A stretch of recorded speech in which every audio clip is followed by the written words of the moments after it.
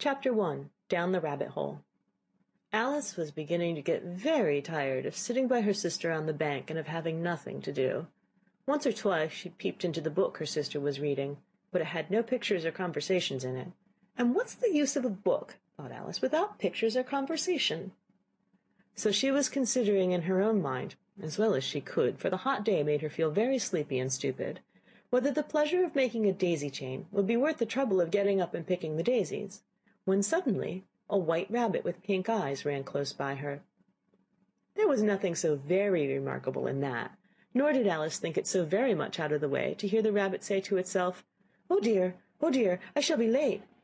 When she thought it over afterwards, it occurred to her that she ought to have wondered at this, but at the time it all seemed quite natural. But when the rabbit actually took a watch out of its waistcoat pocket and looked at it, and then hurried on, Alice started to her feet, for it flashed across her mind that she had never before seen a rabbit with either a waistcoat pocket or a watch to take out of it, and burning with curiosity, she ran across the field after it, and fortunately was just in time to see it pop down a large rabbit hole under the hedge. In another moment down went Alice after it, never once considering how in the world she was to get out again. The rabbit hole went straight on like a tunnel for some way, and then dipped suddenly down, so suddenly that Alice had not a moment to think about stopping herself before she found herself falling down a very deep well. Either the well was very deep, or she fell very slowly, for she had plenty of time as she went down to look about her and to wonder what was going to happen next. First she tried to look down and make out what she was coming to, but it was too dark to see anything. Then she looked at the sides of the well, and noticed that they were filled with cupboards and bookshelves. Here and there she saw maps and pictures hung upon pegs. She took down a jar from one of the shelves as she passed. It was labelled orange marmalade, but to her great disappointment it was empty. She did not like to drop the jar for fear of killing somebody, so she managed to put it into one of the cupboards as she fell past it. Well, thought Alice to herself, after such a fall as this I shall think nothing of tumbling downstairs. How brave they'll all think me at home. Why, I wouldn't say anything about it even if I fell off the top of a house, which was very likely true. Down, down, down. Would the fall never come to an end? I wonder how many miles I've fallen by this time, she said aloud. I must be getting somewhere near the center of the earth. Let me see, that would be 4,000 miles down, I think. For you see, Alice had learnt several things of this sort in her lessons in the schoolroom, and though this was not a very good opportunity for showing off her knowledge, as there was no one to listen to her, still it was good practice to say it over. Yes, that's about the right distance. But then I wonder what latitude or longitude I've got to. Alice had no idea what latitude was, or longitude either, but thought they were nice grand words to say. Presently she began again. I wonder if I shall fall right through the earth. How funny it'll seem to come out among the people that walk with their heads downward. The antipathies, I think. She was rather glad there was no one listening this time, as it didn't sound at all the right word. But I shall have to ask them what the name of the country is, you know. Please, ma'am, is this New Zealand or Australia? And she tried to curtsy as she spoke. Fancy curtsying as you're falling through the air. Do you think you could manage it? And what an ignorant little girl she'll think me for asking. No, it'll never do to ask. Perhaps I shall see it written up somewhere. Down, down, down. There was nothing else to do, so Alice soon began talking again. Dinah will miss me very much tonight, I should think. Dinah was the cat. I hope they'll remember her saucer of milk at tea time. Dinah, my dear, I wish you were down here with me. There are no mice in the air, I'm afraid, but you might catch a bat, and that's very like a mouse, you know. But do cats eat bats, I wonder? And here Alice began to get rather sleepy, and went on saying to herself in a dreamy sort of way, Do cats eat bats? Do cats eat bats? And sometimes, do bats eat cats? For you see, as she couldn't answer either question, it didn't much matter which way she put it. She felt that she was dozing off, and had just begun to dream that she was walking hand in hand with Dinah, and saying to her very earnestly, Now, Dinah, tell me the truth, did you ever eat a bat? When suddenly, thump, thump, down she came upon a heap of sticks and dry leaves, and the fall was over. Alice was not a bit hurt, and she jumped up on her feet in a moment. She looked up, but it was all dark overhead. Before her was another long passage, and the white rabbit was still in sight, hurrying down it. There was not a moment to be lost. Away went Alice like the wind, and was just in time to hear it say, as it turned a corner, Oh, my ears and whiskers, how late it's getting! She was close behind it when she turned the corner, but the rabbit was no longer to be seen. She found herself in a long, low hall, which was lit up by a row of lamps hanging from the roof. There were doors all around the hall, but they were all locked, and when Alice had been all the way down one side and up the other, trying every door, she walked sadly down the middle, wondering how she was ever to get out again. Suddenly she came upon a little three-legged table, all made of solid glass.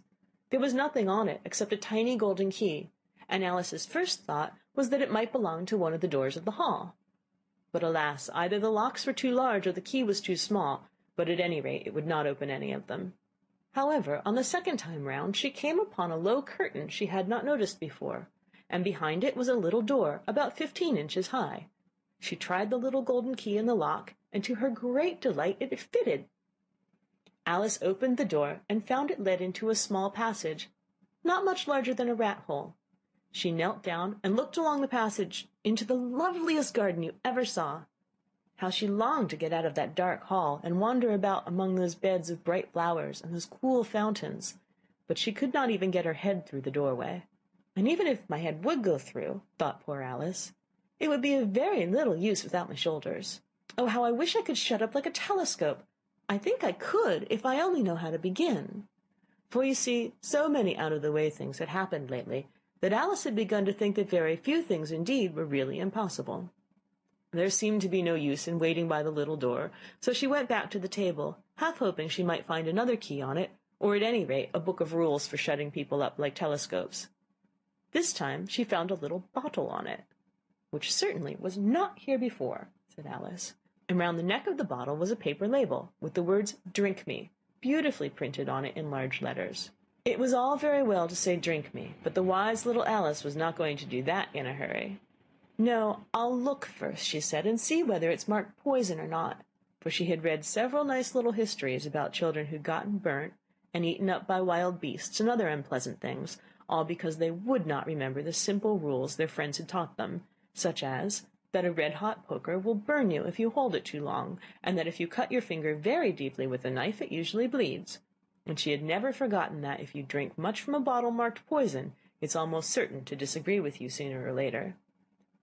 However, this bottle was not marked poison, so Alice ventured to taste it, and finding it very nice, it had, in fact, a sort of mixed flavor of cherry tart, custard, pineapple, roast turkey, toffee, and hot buttered toast.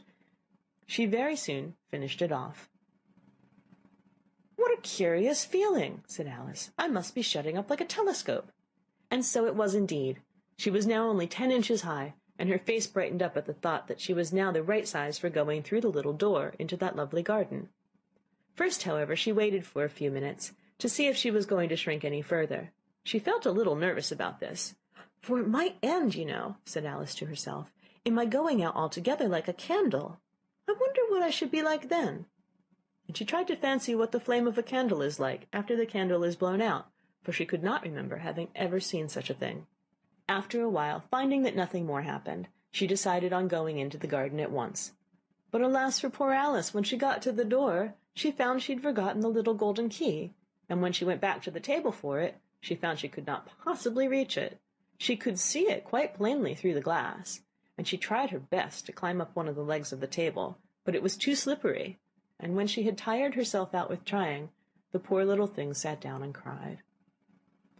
"Come, there's no use crying like that," said Alice to herself rather sharply. "I advise you to leave off this minute." She generally gave herself very good advice, though she very seldom followed it, and sometimes she scolded herself so severely as to bring tears into her eyes. She once remembered trying to box her own ears for having cheated herself in a game of croquet she was playing against herself, for this curious child was fond of pretending to be two people. "But it's no use now," thought poor Alice, "to pretend to be two people. Why, there's hardly enough of me to make one respectable person." Soon her eye fell on a little glass box that was lying under the table. She opened it, and found in it a very small cake, on which the words "Eat me" were beautifully marked in currants. "Well, I'll eat it," said Alice, "and if it makes me grow larger I can reach the key, and if it makes me grow smaller I can creep under the door. So either way I'll get into the garden, and I don't care which happens."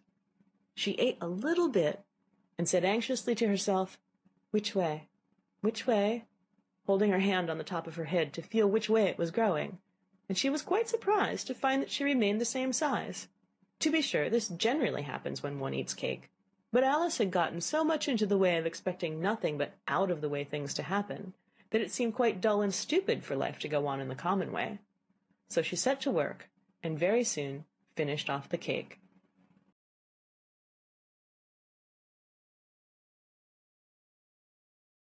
Chapter 2. The Pool of Tears. "Curiouser and curiouser," cried Alice. She was so much surprised that for the moment she quite forgot how to speak good English. "Now I'm opening out like the largest telescope that ever was. Goodbye, feet." For when she looked down at her feet, they seemed to be almost out of sight, they were getting so far off. "Oh, my poor little feet! I wonder who will put on your shoes and stockings for you now, dears. I'm sure I shan't be able to. I shall be a great deal too far off to trouble myself about you. You must manage the best you can, but I must be kind to them," thought Alice, "or perhaps they won't walk the way I want to go. Let me see, I'll give them a new pair of boots every Christmas." And she went on planning to herself how she should manage it. They must go by carrier, she thought, and how funny I'll seem sending presents to one's own feet, and how odd the directions will look. Alice's right foot, Esquire. Hearthrug near the fender, with Alice's love. Oh dear, what nonsense I'm talking. Just then her head struck against the roof of the hall. In fact, she was now more than 9 feet high, and she at once took up the little golden key and hurried off to the garden door. Poor Alice! It was as much as she could do lying down on one side to look into the garden with one eye, but to get through was more hopeless than ever. She sat down and began to cry again. "You ought to be ashamed of yourself," said Alice. "A great girl like you," she might well say this, "to go on crying in this way. Stop this moment, I tell you." But she went on all the same, shedding gallons of tears, until there was a large pool all around her, about 4 inches deep, and reaching half down the hall. After a time she heard a little pattering of feet in the distance, and she hastily dried her eyes to see what was coming. It was the White Rabbit returning, splendidly dressed, with a pair of white kid gloves in one hand and a large fan in the other. He came trotting along in a great hurry, muttering to himself as he came, "Oh, the Duchess, the Duchess! Oh, won't she be savage if I've kept her waiting?" Alice felt so desperate that she was ready to ask help of anyone. So when the rabbit came near her, she began in a low, timid voice, "If you please, sir." The rabbit started violently, dropped the white kid gloves and the fan, and scurried away into the darkness, as hard as he could go. Alice took up the fan and gloves, and as the hall was very hot, she kept fanning herself all the time she went on talking. "Dear, dear, how queer everything is today, and yesterday things went on just as usual. I wonder if I've been changed in the night. Let me think, was I the same when I got up this morning? I almost think I can remember feeling a little different, but if I'm not the same, the next question is, who in the world am I? Ah, that's the great puzzle." And she began thinking over all the children that she knew that were of the same age as herself, to see if she could have been changed for any of them. "I'm sure I'm not Ada," she said, "for her hair goes in such long ringlets, and mine doesn't go in ringlets at all. And I'm sure I can't be Mabel, for I know all sorts of things, and she, oh, she knows such a very little. Besides, she, and I'm I. And oh dear, how puzzling it all is. I'll try if I know all the things I used to know. Let me see, 4 times 5 is 12, and 4 times 6 is 13, and 4 times 7 is... Oh dear! I shall never get to 20 at that rate. However, the multiplication table doesn't signify. Let's try geography. London is the capital of Paris, and Paris is the capital of Rome, and Rome... No, that's all wrong, I'm certain. I must have been changed for Mabel. I'll try and say, how doth the little... And she crossed her hands on her lap as if she were saying lessons, and began to repeat it, but her voice sounded hoarse and strange, and the words did not come the same as they used to. How doth the little crocodile improve his shining tail, and pour the waters of the Nile on every golden scale? How cheerfully he seems to grin, how neatly spread his claws, and welcome little fishes in with gently smiling jaws. I'm sure those are not the right words, said poor Alice, and her eyes filled with tears again as she went on. I must be Mabel after all, and I shall have to go and live in that poky little house, and have next to no toys to play with, and oh, ever so many lessons to learn. No, I've made up my mind about it. If I'm Mabel, I'll stay down here. It'll be no use their putting their heads down and saying, Come up again, dear. I shall only look up and say, Who am I then? Tell me that first, and then, if I like being that person, I'll come up. If not, I'll stay down here till I'm somebody else. But oh dear, cried Alice, with a sudden burst of tears, I do wish they would put their heads down. I am so very tired of being all alone here. As she said this, she looked down at her hands, and was surprised to see that she had put on one of the rabbit's little white kid gloves while she was talking. How can I have done that? She thought. I must be growing small again. She got up and went to the table to measure herself by it, and found that, as nearly as she could guess, she was now about 2 feet high, and was going on shrinking rapidly. She soon found out that the cause of this was the fan that she was holding, and she dropped it hastily, just in time to avoid shrinking away altogether. That was a narrow escape, said Alice, a good deal frightened at the sudden change, but very glad to find herself still in existence. And now for the garden, and she ran with all speed back to the little door, but alas, the door was shut again, and the little golden key was lying on the glass table as before. And things are worse than ever, thought the poor child, for I never was so small as this before, never, and I declare it's too bad that it is. As she said these words, her foot slipped, and in another moment, splash, she was up to her chin in salt water. Her first idea was that she had somehow fallen into the sea. And in that case, I can go back by railway, she said to herself. Alice had been to the seaside once in her life, and had come to the general conclusion that wherever you go on the English coast, you find a number of bathing machines in the sea, some children digging in the sand with wooden spades, then a row of lodging houses, and behind them a railway station. However, she soon made out that she was in a pool of tears, which she had wept when she was 9 feet high. I wish I hadn't cried so much, said Alice, as she swam about, trying to find her way out. I shall be punished for it now, I suppose, by being drowned in my own tears. That will be a queer thing, to be sure. However, everything is queer today. Just then she heard something splash about in the pool a little way off, and she swam nearer to make out what it was. At first she thought it must be a walrus or hippopotamus, but then she remembered how small she was now, and she soon made out that it was only a mouse that had slipped in like herself. Would it be of any use now, thought Alice, to speak to this mouse? Everything is so out of the way down here that I should think very likely it can talk. At any rate, there's no harm in trying. So she began, Oh, Mouse, do you know the way out of this pool? I am very tired of swimming about here. Oh, Mouse. Alice thought this must be the right way of speaking to a mouse. She had never done such a thing before, but she remembered having seen her brother's Latin grammar, a mouse of a mouse, to a mouse, oh mouse. The mouse looked at her rather inquisitively, and seemed to her to wink with one of its little eyes, but it said nothing. Perhaps it doesn't understand English, thought Alice. I dare say it's a French mouse, come over with William the Conqueror. With all her knowledge of history, Alice had no clear notion how long ago anything had happened. So she began again, Où est mon chat? Which was the first sentence in her French lesson book. The mouse gave a sudden leap out of the water and seemed to quiver all over with fright. Oh, I beg your pardon, cried Alice hastily, afraid that she had hurt the poor animal's feelings. I quite forgot you don't like cats. Not like cats, cried the mouse in a shrill, passionate voice. Would you like cats if you were me? Well, perhaps not, said Alice in a soothing tone. Don't be angry about it. And yet I wish I could show you our cat, Dinah. I think you'd take a fancy to cats if you could only see her.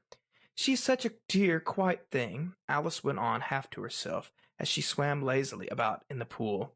And she sits purring so nicely by the fire, licking her paws and washing her face, and she is such a nice, soft thing to nurse, and she's such a capital one for catching mice. Oh, I beg your pardon, cried Alice again, for this time the mouse was bristling all over, and she felt certain it must be really offended. We won't talk about her any more, if you'd rather not. We, indeed, cried the mouse, who was trembling down to the end of his tail. As if I would talk on such a subject. Our family always hated cats. Nasty, low, vulgar things. Don't let me hear the name again. I won't indeed, said Alice, in a great hurry to change the subject of conversation. And you, are you fond of dogs? The mouse did not answer, so Alice went on eagerly. There is such a nice little dog near our house I should like to show you. A little bright-eyed terrier, you know, with, oh, such long curly brown hair, and it'll fetch things when you throw them, and it'll sit up and beg for its dinner, and all sorts of things. I can't remember half of them. And it belongs to a farmer, you know, and he says it's so useful, it's worth £100. He says it kills all the rats and— "Oh, dear!" cried Alice in a sorrowful tone. "I'm afraid I've offended again." For the mouse was swimming away from her as hard as it could go, and making quite a commotion in the pool as it went. So she called softly after it, "Mouse dear, do come back again, and I won't talk about cats, or dogs either, if you don't like them." When the mouse heard this, it turned round and swam slowly back to her. Its face was quite pale, with passion, Alice thought, and it said in a low, trembling voice, "Let us get to the shore, and then I'll tell you my history, and you'll understand why it is that I hate cats and dogs." It was high time to go, for the pool was getting quite crowded with birds and animals that had fallen into it. There was a duck and a dodo, a lory and an eaglet, and several other curious creatures. Alice led the way, and the whole party swam to the shore. End of chapter 2.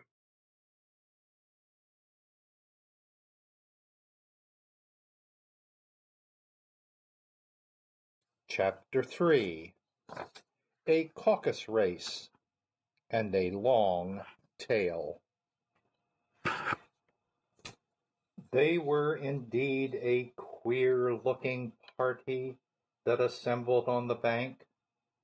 The birds with draggled feathers, the animals with their fur clinging close to them, and all dripping wet, cross, and uncomfortable. The first question, of course, was how to get dry again. They had a consultation about this, and after a few minutes it seemed quite natural to Alice to find herself talking familiarly with them as if she had known them all her life. Indeed, she had quite a long argument with the lory, who at last turned sulky and would only say, "I am older than you and must know better." And this Alice would not allow without knowing how old it was. And as the lory positively refused to tell its age, there was no more to be said.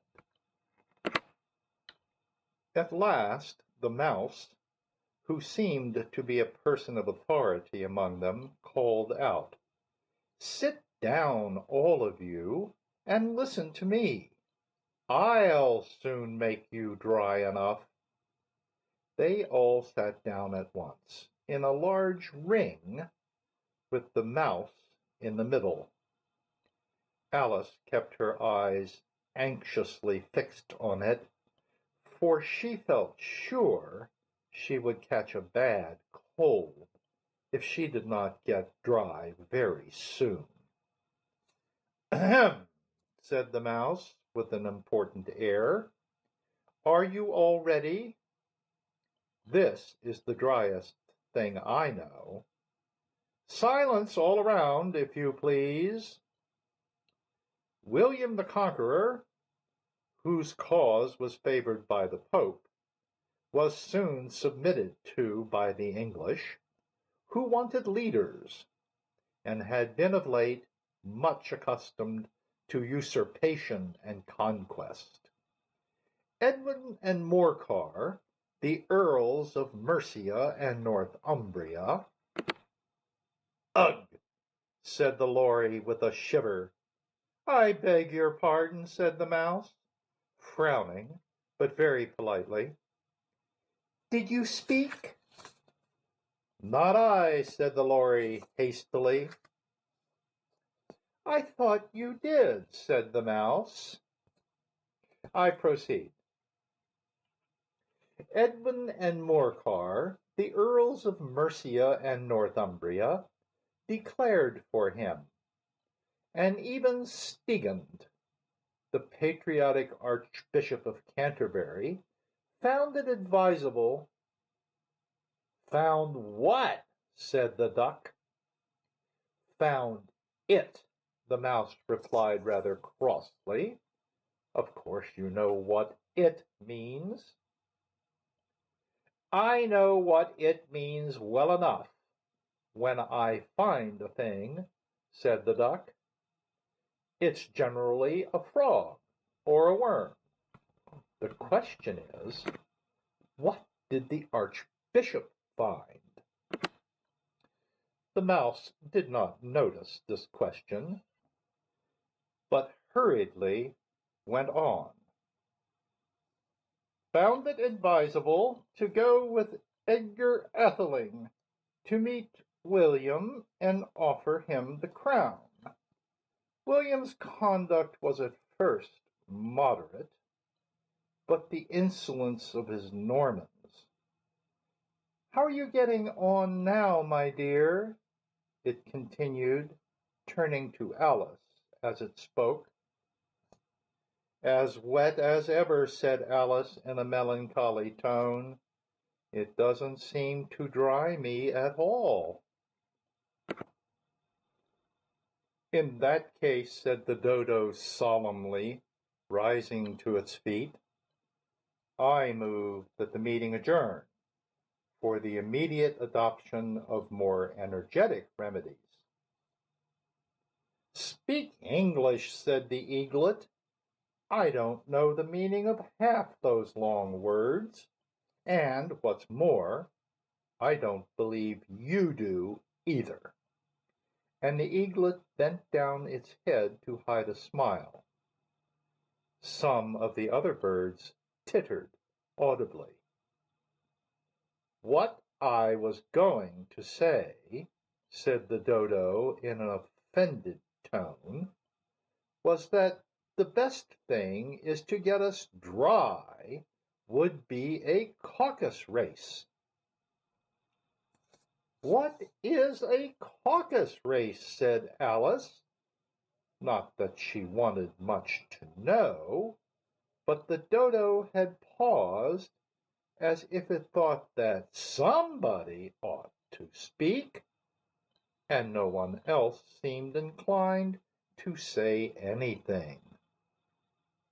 Why, said the Dodo, the best way to explain it is to do it. And you might like to try the thing yourself some winter day. I will tell you how the Dodo managed it. First, it marked out a race course in a sort of circle. The exact shape doesn't matter, it said. And then all the party were placed along the course, here and there. There was no 1, 2, 3, and away, but they began running when they liked, and left off when they liked, so that it was not easy to know when the race was over. However, when they had been running half an hour or so, and were quite dry again, the dodo suddenly called out, "The race is over!" And they all crowded round it, panting and asking, "But who has won?" This question the dodo could not answer without a great deal of thought, and it sat for a long time with one finger pressed upon its forehead, the position in which you usually see Shakespeare in the pictures of him, while the rest waited in silence.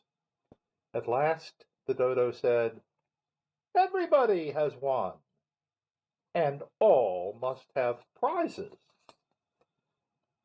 "But who is to give the prizes?" quite a chorus of voices asked. "Why, she, of course," said the dodo, pointing to Alice with one finger, and the whole party at once crowded round her, calling out in a confused way, "Prizes! Prizes!" Alice had no idea what to do, and in despair she put her hand in her pocket and pulled out a box of comfits. Luckily the salt water had not got into it, and handed them round as prizes. There was exactly one apiece all round. "But she must have a prize herself, you know," said the mouse. "Of course," the dodo replied very gravely. "What else have you got in your pocket?" he went on, turning to Alice. "Only a thimble," said Alice sadly. "Hand it over here," said the dodo. Then they all crowded round her once more, while the dodo solemnly presented the thimble, saying, "We beg your acceptance of this elegant thimble." And when it had finished this short speech, they all cheered. Alice thought the whole thing very absurd, but they all looked so grave that she did not dare to laugh, and as she could not think of anything to say, she simply bowed and took the thimble, looking as solemn as she could. The next thing was to eat the comfits. This caused some noise and confusion, as the large birds complained that they could not taste theirs, and the small ones choked and had to be patted on the back. However, it was over at last, and they sat down again in a ring and begged the mouse to tell them something more. "You promised to tell me your history, you know," said Alice, "and why it is you hate C and D," she added in a whisper, half afraid that it would be offended again. "Mine is a long and a sad tale," said the mouse, turning to Alice and sighing.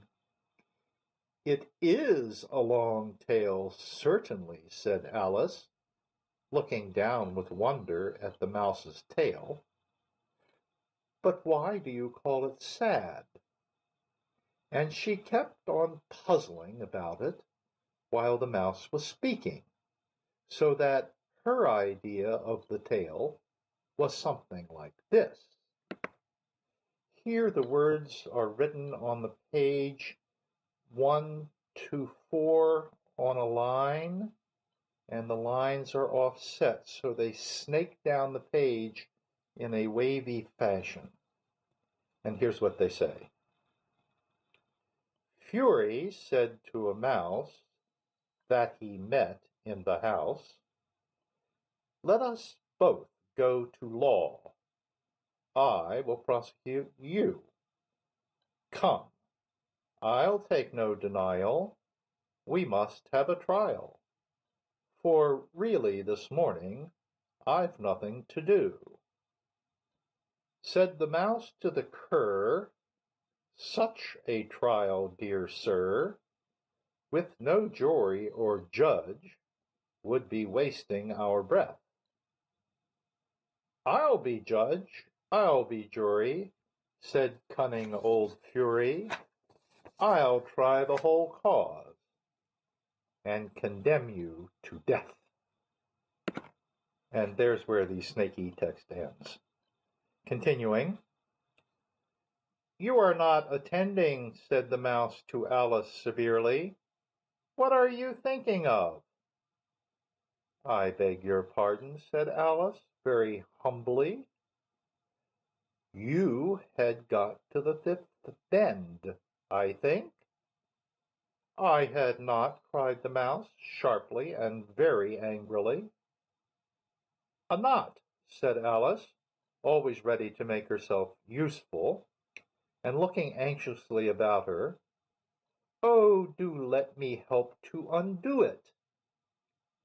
I shall do nothing of the sort, said the mouse, getting up and walking away. You insult me by talking such nonsense. I didn't mean it, pleaded poor Alice, but you're so easily offended, you know. The mouse only growled in reply.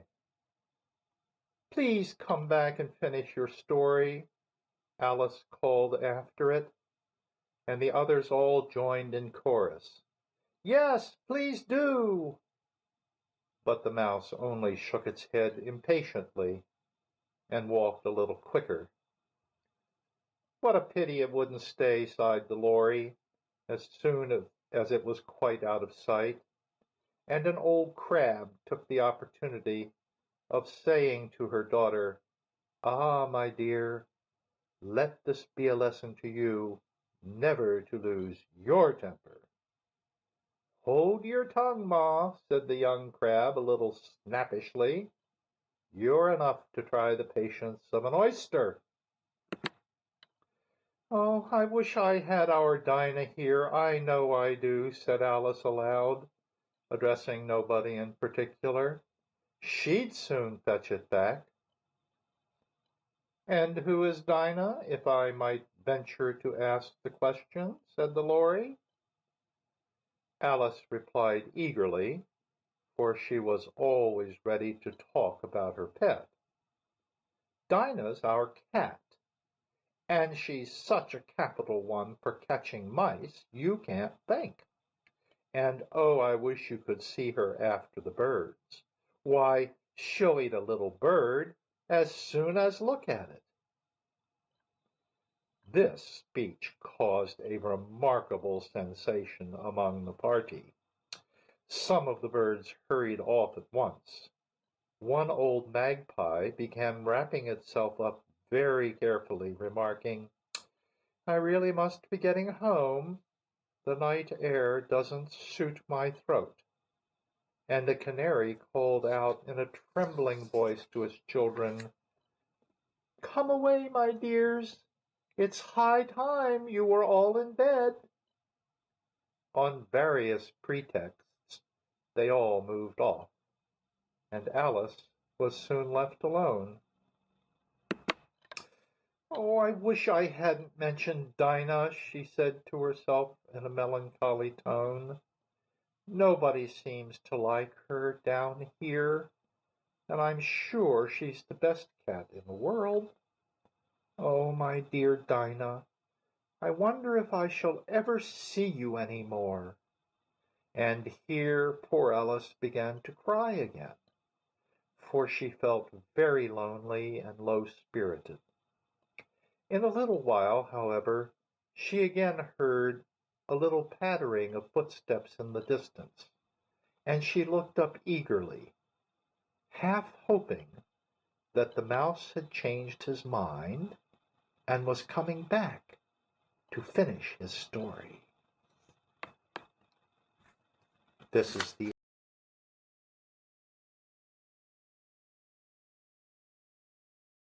Chapter 4.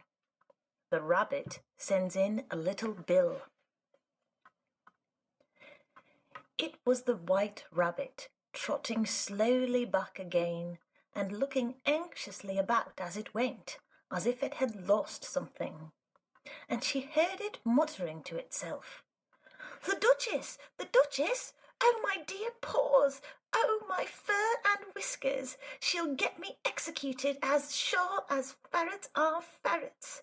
Where can I have dropped them, I wonder?" Alice guessed in a moment that it was looking for the fan and the pair of white kid gloves, and she very good-naturedly began hunting about for them. But they were nowhere to be seen.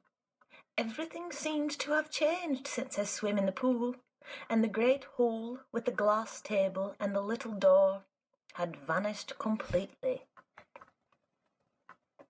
Very soon the rabbit noticed Alice as she went hunting about, and called out to her in an angry tone, "Why, Marianne, what are you doing out here?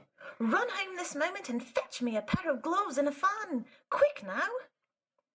And Alice was so much frightened that she ran off at once in the direction it pointed to, without trying to explain the mistake it had made. "He took me for his housemaid," she said to herself as she ran. "How surprised he'll be when he finds out who I am! But I'd better take him his fan and gloves, that is, if I can find them." As she said this, she came upon a neat little house, on the door of which was a bright brass plate with the name W. Rabbit engraved upon it. She went in without knocking, and hurried upstairs in great fear lest she should meet the real Marianne and be turned out of the house before she had found the fan and gloves. "How queer it seems," Alice said to herself, "to be going messages for a rabbit. I suppose Dinah will be sending me out on messages next." And she began fancying the sort of thing that would happen. "Miss Alice, come here directly and get ready for your walk." "Coming in a minute, nurse, but I've got to see that the mouse doesn't get out." "Only I don't think," Alice went on, "that they'd let Dinah stop in the house if it began ordering people about like that." By this time she had found her way into a tidy little room with a table in the window, and on it, as she had hoped, a fan and 2 or 3 pairs of tiny white kid gloves. She took up the fan and a pair of the gloves, and was just going to leave the room, when her eyes fell upon a little bottle that stood near the looking-glass. There was no label this time with the words, "Drink me," but nevertheless she uncorked it and put it to her lips. "I know something interesting is sure to happen," she said to herself, "whenever I eat or drink anything. So I'll just see what this bottle does. I do hope it'll make me grow large again, for really I'm quite tired of being such a tiny little thing." It did so indeed, and much sooner than she had expected. Before she had drunk half the bottle, she found her head pressing against the ceiling, and had to stoop to save her neck from being broken. She hastily put down the bottle, saying to herself, "That's quite enough. I hope I shan't grow any more. As it is, I can't get out at the door. I do wish I hadn't drunk quite so much."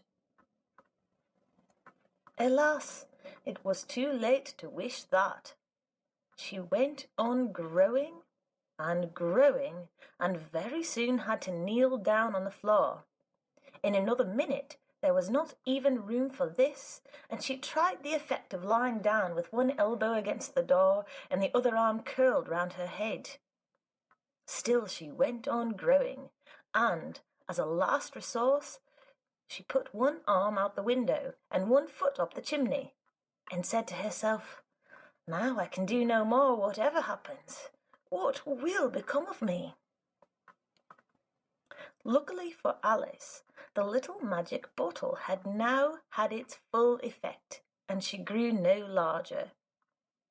Still, it was very uncomfortable, and, as there seemed to be no sort of chance of her ever getting out of the room again, No wonder she felt unhappy. It was much pleasanter at home, thought poor Alice, when one wasn't always growing larger and smaller and being ordered about by mice and rabbits. I almost wish I hadn't gone down that rabbit hole. And yet it's rather curious, you know, this sort of life. I do wonder what can have happened to me. When I used to read fairy tales, I fancied that kind of thing never happened, and now here I am in the middle of one. There ought to be a book written about me, that there ought. And when I grow up, I'll write one. But I'm grown up now, she added in a sorrowful tone. At least there's no room to grow up any more here. But then, thought Alice, shall I never get any older than I am now? That'll be a comfort, one way, never to be an old woman. But then, always to have lessons to learn. Oh, I shouldn't like that. Oh, you foolish Alice, she answered herself. How can you learn lessons in here? Why, there's hardly room for you, and no room at all for any lesson books. And so she went on, taking first one side, then the other, and making quite a conversation of it altogether. But after a few minutes she heard a voice outside, and stopped to listen. "Marianne, Marianne," said the voice, "fetch me my gloves this moment." Then came a little pattering of feet on the stairs. Alice knew it was the rabbit coming to look for her, and she trembled till she shook the house, quite forgetting that she was now about 1,000 times as large as the rabbit, and had no reason to be afraid of it. Presently the rabbit came up to the door and tried to open it. But as the door opened inwards and Alice's elbow was pressed hard against it, that attempt proved a failure. Alice heard it say to itself, "Then I'll go round and get in at the window." That you won't, thought Alice, and after waiting till she fancied she heard the rabbit just under the window, she suddenly spread out her hand and made a snatch in the air. She did not get hold of anything, but she heard a little shriek and a fall and a crash of broken glass, from which she concluded that it was just possible it had fallen into a cucumber frame or something of the sort. Next came an angry voice, the rabbit's. "Pat! Pat, where are you?" And then a voice she had never heard before. "Sure then, I'm here, digging for apples, your honour." "Digging for apples, indeed," said the rabbit angrily. "Here, come and help me out of this." Sounds of more broken glass. "Now tell me, Pat, what's that in the window?" "Sure, it's an arm, your honour." He pronounced it arm. "An arm, you goose! Who ever saw one that size? Why, it fills the whole window." "Sure it does, your honour, but it's an arm for all that." "Well, it's got no business there at any rate. Go and take it away." There was a long silence after this, and Alice could only hear whispers now and then, such as, "Sure, I don't like it, your honour, at all, at all." "Do as I tell you, you coward." And at last she spread out her hand again and made another snatch in the air. This time there were 2 little shrieks and more sounds of breaking glass. What a number of cucumber frames there must be, thought Alice. I wonder what they'll do next. As for pulling me out of the window, I only wish they could. I'm sure I don't want to stay in here any longer. She waited for some time without hearing anything more. At last came a rumbling of little cartwheels and the sound of a good many voices all talking together. She made out the words. "Where's the other ladder? Why, I hadn't thought to bring but one. Bill's got the other." "Bill, fetch it here, lad. Here, put 'em up at the corner." No, tie 'em together first. They don't reach half high enough yet. Oh, they'll do well enough. Don't be particular. Here, Bill, catch hold of this rope. Will the roof break? Mind that loose slat. Oh, it's coming down. Heads below. A loud crash. Now, who did that? It was Bill, I fancy. Who's to go down the chimney? Nay, I shan't. You do it. That I won't, then. Bill's to go down. Here, Bill. The master says you're to go down the chimney. Oh, so Bill's got to come down the chimney, has he? Said Alice to herself. Shy, they seem to put everything upon Bill. I wouldn't be in Bill's place for a good deal. This fireplace is narrow, to be sure, but I think I can kick a little. She drew her foot as far down the chimney as she could and waited till she heard a little animal. She couldn't guess of what sort it was, scratching and scrambling about in the chimney close above her. Then, saying to herself, "This is Bill," she gave one sharp kick and waited to see what would happen next. The first thing she heard was a general chorus of, "There goes Bill!" Then the rabbit's voice along, "Catch him, you by the hedge!" Then silence, and then another confusion of voices. "Hold up his head! Brandy now, don't choke him! How was it, old fella? What happened to you? Tell us all about it!" Last came a little, feeble, squeaking voice. "That's Bill," thought Alice. "Well, I hardly know no more, thank you. I'm better now, but I'm a deal too flustered to tell you. All I know is something comes at me like a jack-in-the-box, and up I goes like a skyrocket." "So you did, old feller," said the others. "We must burn the house down," said the rabbit's voice, and Alice called out as loud as she could, "If you do, I'll set Dinah at you." There was a deadly silence instantly, and Alice thought to herself, "I wonder what they will do next. If they had any sense, they'd take the roof off." After a minute or two, they began moving about again, and Alice heard the rabbit say, "A barrowful will do, to begin with." A barrowful of what? thought Alice. But she had not long to doubt, for the next moment a shower of little pebbles came rattling in at the window, and some of them hit her in the face. "I'll put a stop to this," she said to herself, and shouted out, "You'd better not do that again," which produced another dead silence. Alice noted with some surprise that the pebbles were all turning into little cakes as they lay on the floor, and a bright idea came into her head. "If I eat one of these cakes," she thought, "it's sure to make some change in my size, and as it can't possibly make me larger, it must make me smaller, I suppose." So she swallowed one of the cakes and was delighted to find that she began shrinking directly. As soon as she was small enough to get through the door, she ran out of the house and found quite a crowd of little animals and birds waiting outside. The poor little lizard, Bill, was in the middle, being held up by 2 guinea pigs, who were giving it something out of a bottle. They all made a rush at Alice the moment she appeared, but she ran off as hard as she could and soon found herself safe in a thick wood. "The first thing I've got to do," said Alice to herself as she wandered about in the wood, "is to grow to my right size again. And the second thing is to find my way into that lovely garden.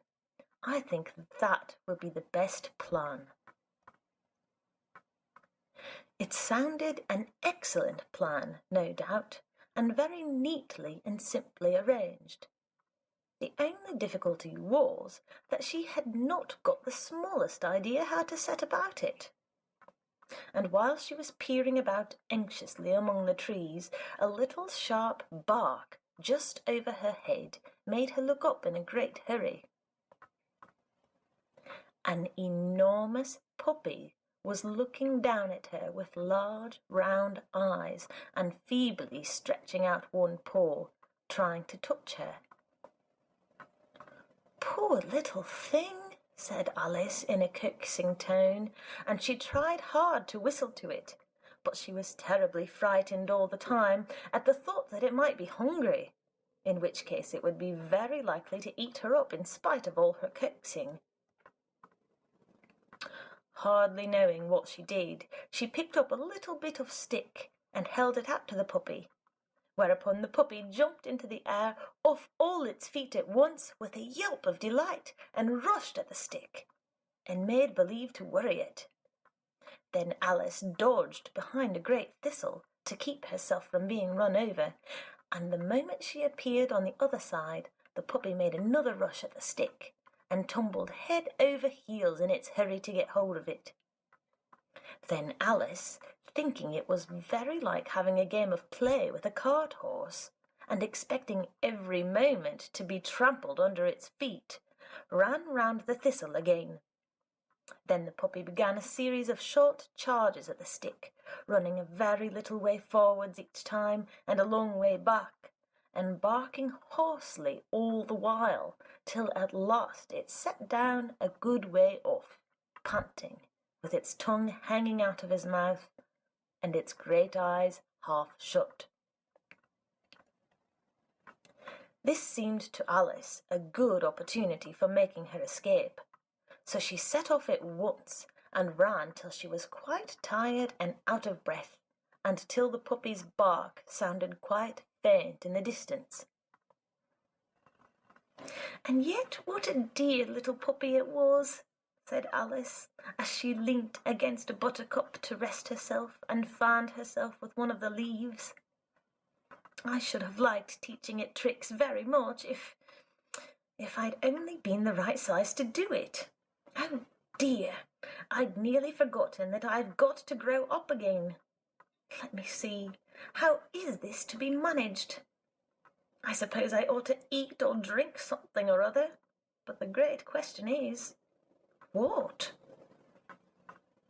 The great question certainly was, what? Alice looked all round her at the flowers and the blades of grass, but she did not see anything that looked like the right thing to eat or drink under the circumstances. There was a large mushroom growing near her, about the same height as herself, and when she had looked under it, and on both sides of it, and behind it, it occurred to her that she might as well look and see what was on top of it. She stretched herself up on tiptoe and peeped over the edge of the mushroom, and her eyes immediately met those of a large caterpillar that was sitting on the top with its arms folded, quietly smoking a long hookah, and taking not the smallest notice of her or of anything else.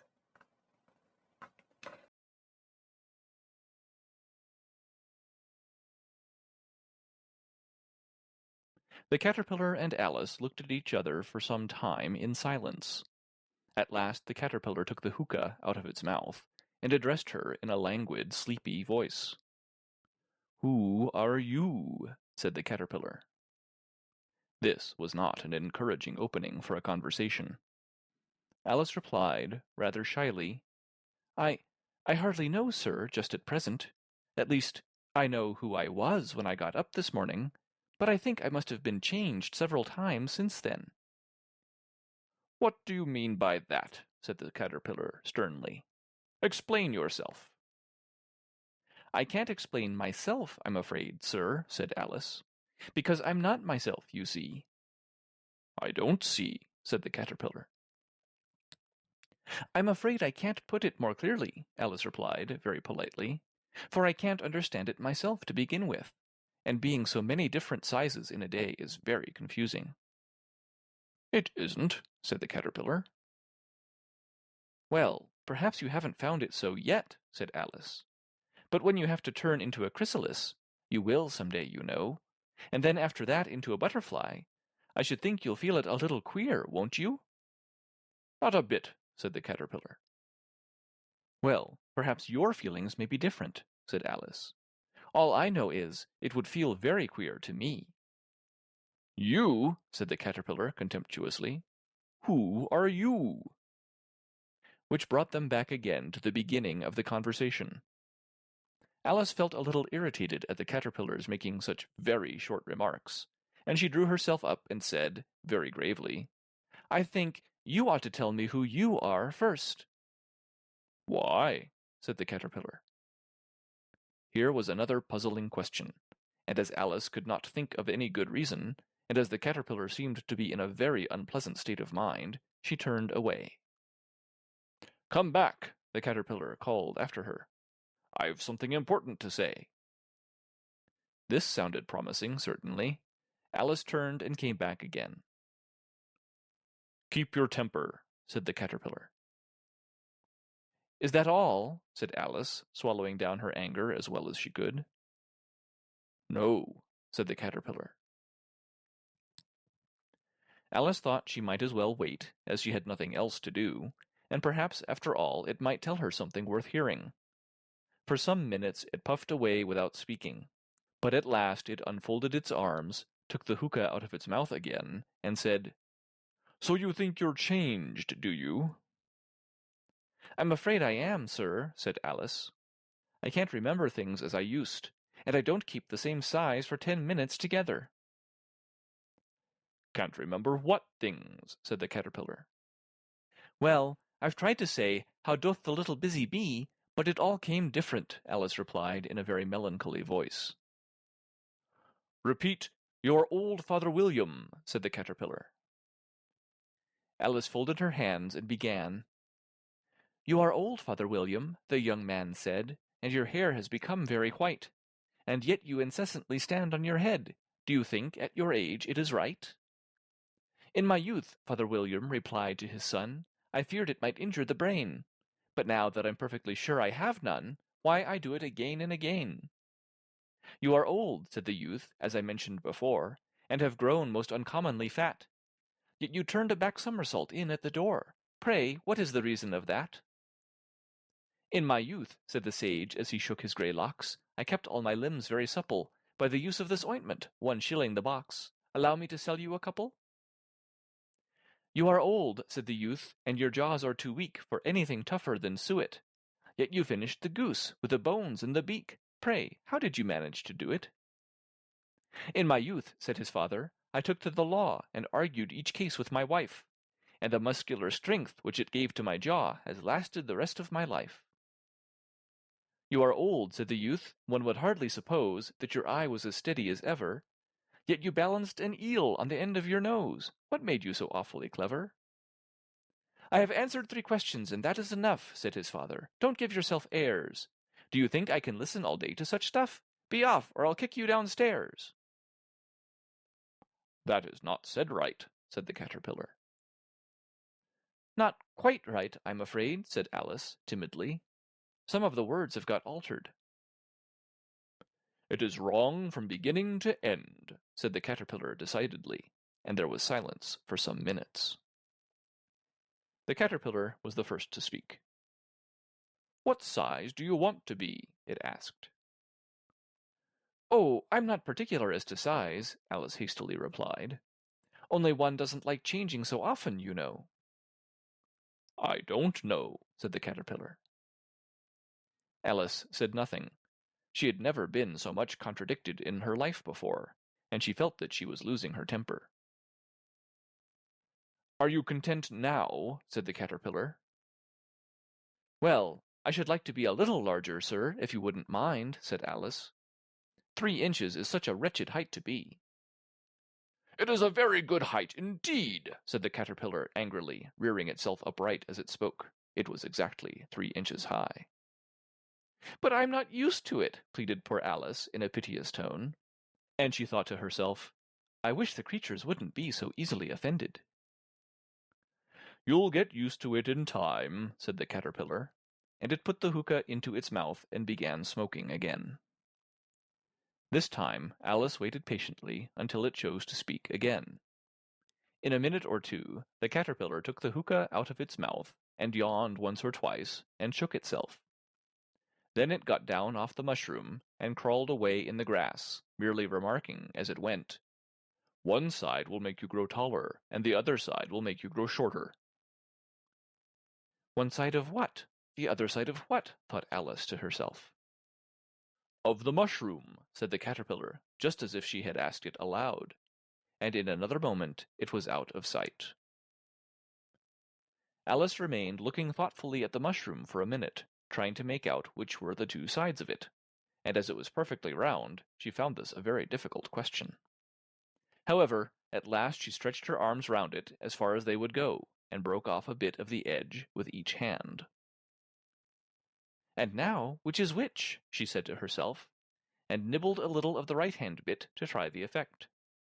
The next moment she felt a violent blow underneath her chin. It had struck her foot. She was a good deal frightened by this very sudden change, but she felt that there was no time to be lost, as she was shrinking rapidly. So she set to work at once to eat some of the other bit. Her chin was pressed so closely against her foot that there was hardly room to open her mouth, but she did it at last, and managed to swallow a morsel of the left-hand bit. Come, my head's free at last, said Alice in a tone of delight, which changed into alarm in another moment, when she found that her shoulders were nowhere to be found. All she could see, when she looked down, was an immense length of neck, which seemed to rise like a stalk out of a sea of green leaves that lay far below her. What can all that green stuff be? Said Alice. And where have my shoulders got to? And oh, my poor hands, how is it I can't see you? She was moving them about as she spoke, but no result seemed to follow, except a little shaking among the distant green leaves. As there seemed to be no chance of getting her hands up to her head, she tried to get her head down to them, and was delighted to find that her neck would bend about easily in any direction, like a serpent.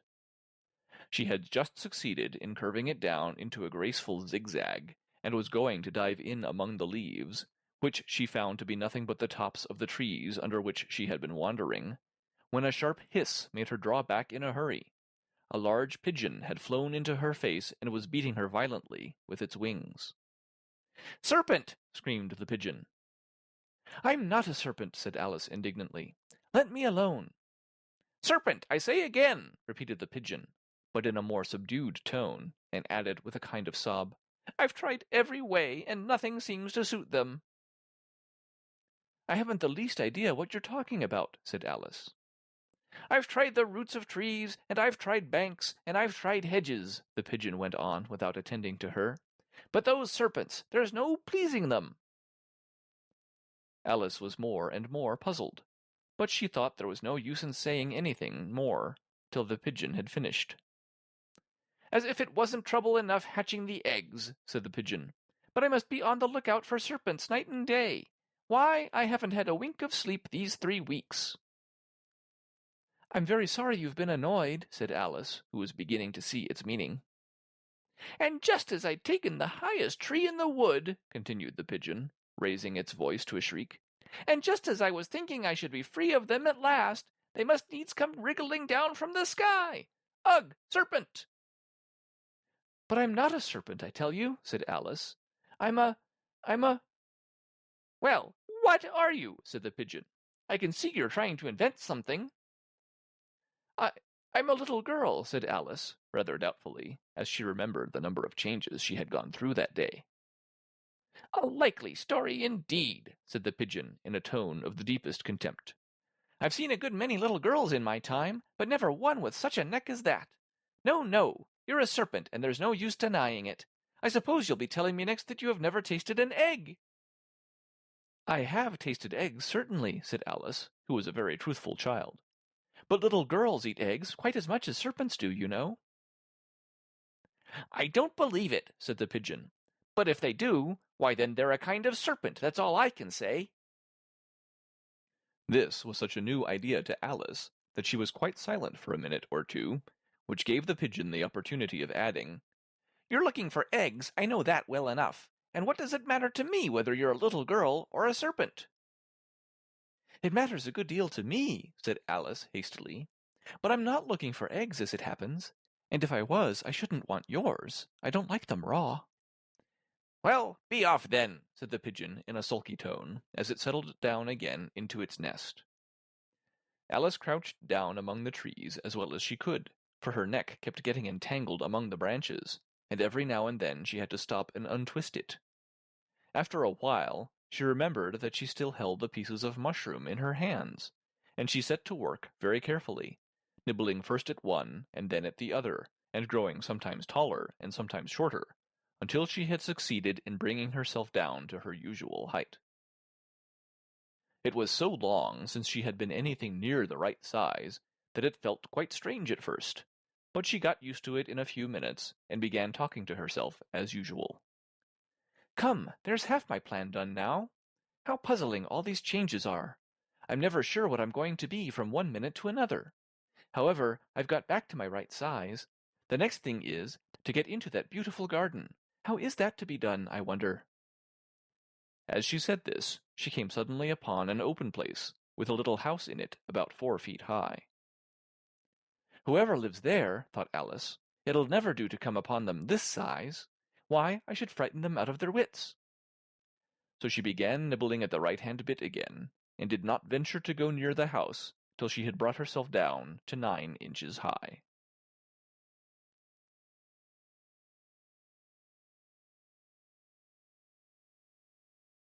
Chapter 6 Pig and Pepper.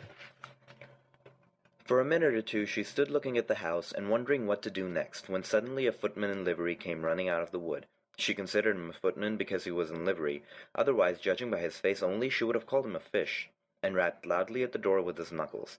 It was opened by another footman in livery with a round face and large eyes like a frog, and both footmen, Alice noticed, had powdered hair and curls all over their head. She felt very curious to know what it was all about, and crept a little way out of the wood to listen. The fish footman began by producing from under his arm a great letter, nearly as large as himself, and this he handed over to the other, saying in a solemn tone, for the Duchess, an invitation from the Queen to play croquet. The frog footman repeated in the same solemn tone, only changing the order of the words a little, from the Queen an invitation for the Duchess to play croquet. Then they both bowed, and their curls got entangled together. Alice laughed so much at this that she had to run back into the wood for fear of their hearing her, and when she next peeped out, the fish footman was gone, and the other was sitting on the ground near the door, staring stupidly up into the sky. Alice went timidly up to the door and knocked. "There's no sort of use in knocking," said the footman, "and that for 2 reasons. First, because I am on the same side of the door as you. Secondly, because they're making such a noise inside that no one could possibly hear you."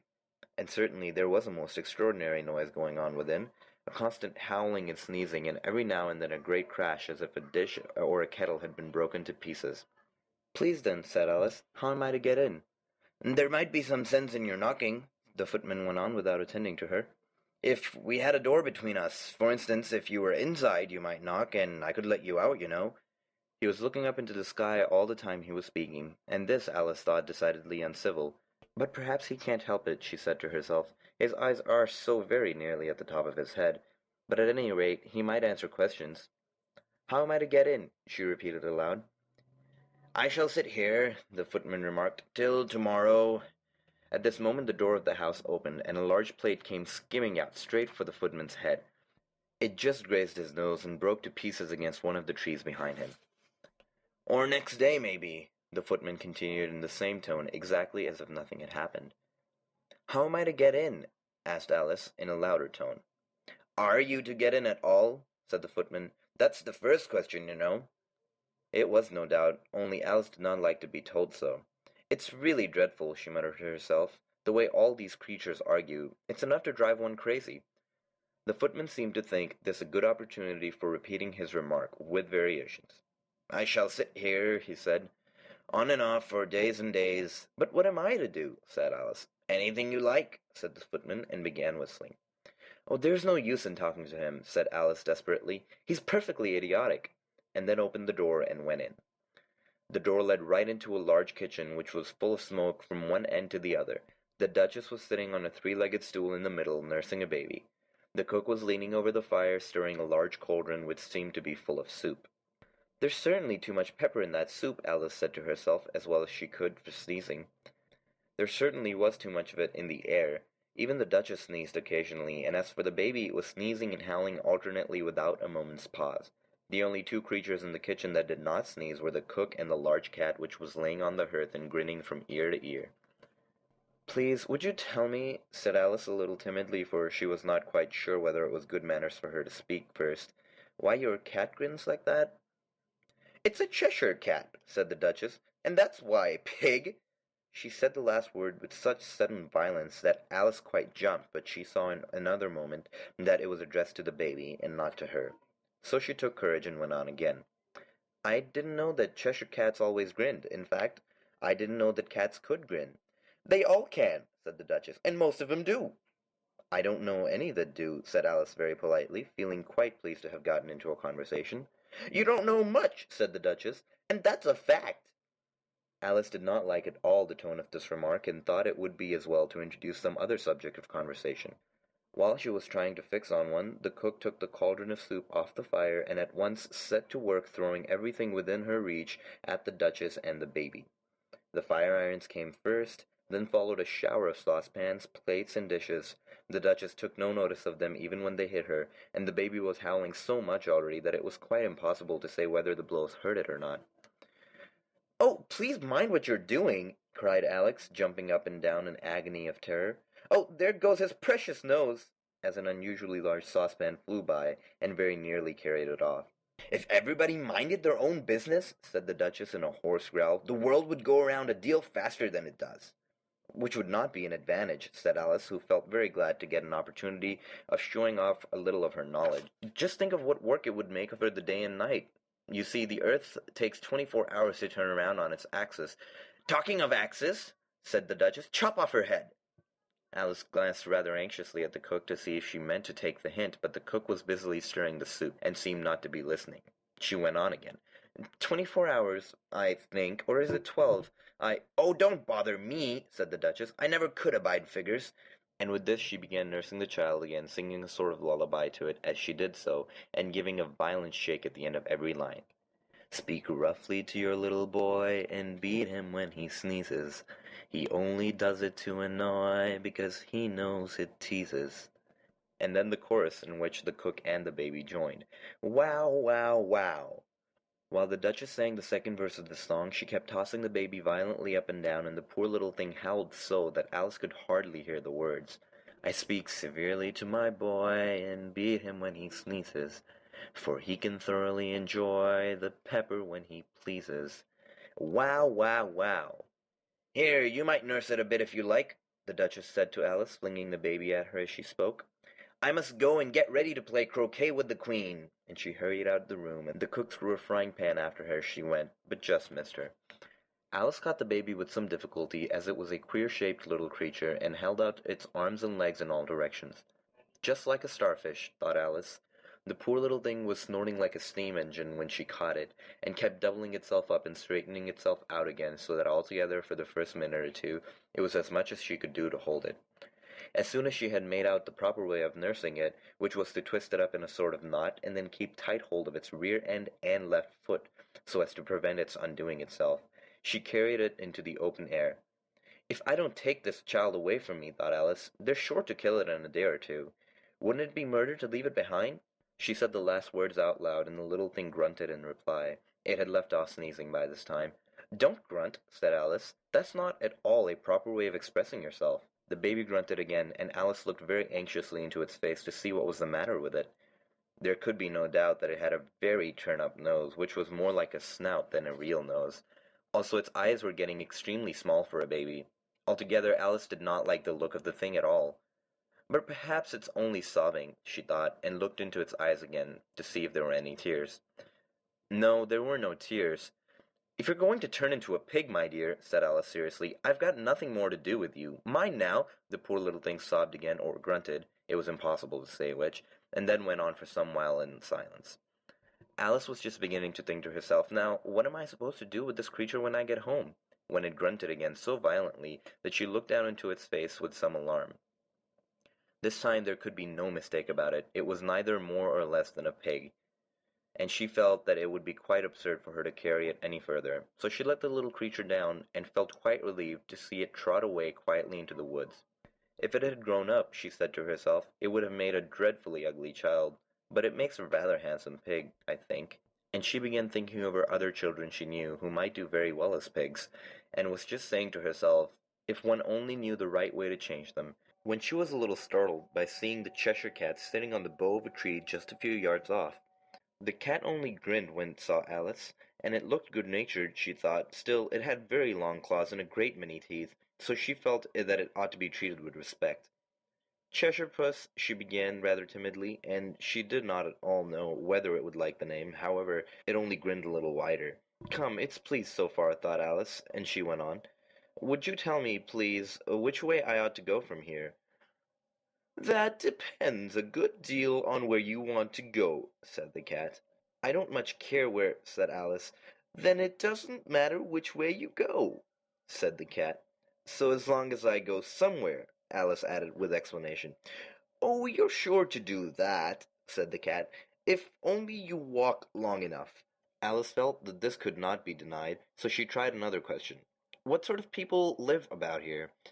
"In that direction," the cat said, waving its right paw around, "lives a hatter, and in that direction," waving the other paw, "lives a March hare. Visit either you like, they're both mad." "But I don't want to go among mad people," Alice remarked. "Oh, you can't help that," said the cat. "We're all mad here. I'm mad, you're mad." "How do you know I'm mad?" said Alice. "You must be," said the cat, "or you wouldn't have come here." Alice didn't think that proved it at all. However, she went on. "And how do you know that you're mad?" "To begin with," said the cat, "a dog's not mad. You grant that?" "I suppose so," said Alice. "Well, then," the cat went on, "you see, a dog growls when it's angry, and wags its tail when it's pleased. Now, I growl when I'm pleased, and wag my tail when I'm angry. Therefore, I'm mad." "I call it purring, not growling," said Alice. "Call it what you like," said the cat. "Do you play croquet with the Queen today?" "I should like it very much," said Alice, "but I haven't been invited yet." "You'll see me there," said the cat, and vanished. Alice was not much surprised at this. She was getting so well used to the queer things happening. While she was still looking at the place where it had been, it suddenly appeared again. "By the by, what became of the baby?" said the cat. "I'd nearly forgotten to ask." "It turned into a pig," Alice answered very quietly, just as if the cat had come back in a natural way. "I thought it would," said the cat, and vanished again. Alice waited a little, half expecting to see it again, but it did not appear. After a minute or two she walked on in the direction in which the March hare was said to live. "I've seen hatters before," she said to herself. "The March hare will be much more interesting, and perhaps, as this is May, it won't be raving mad, at least not so mad as it was in March." As she said this she looked up, and there was the cat again, sitting on the branch of a tree. "Did you say pig or fig?" said the cat. "I said pig," replied Alice, "and I wish that you wouldn't keep appearing and vanishing so suddenly. You make one quite giddy." "All right," said the cat, and this time it vanished quite slowly, beginning with the end of the tail, and ending with the grin, which remained some time after the rest of it had gone. "Well, I've often seen a cat without a grin," thought Alice, "but a grin without a cat? It's the most curious thing I ever saw in all my life." She had not gone much further before she came in sight of the house of the March hare. She thought it must be the right house because the chimneys were shaped like ears and the roof was thatched with fur. It was such a large house that she did not like to go nearer till she had nibbled some more of the left-hand bit of mushroom, and she raised herself about 2 feet high. Even then she walked up towards it rather timidly, saying to herself, "Suppose it should be raving mad after all. I almost wish I'd gone to the Hatter instead."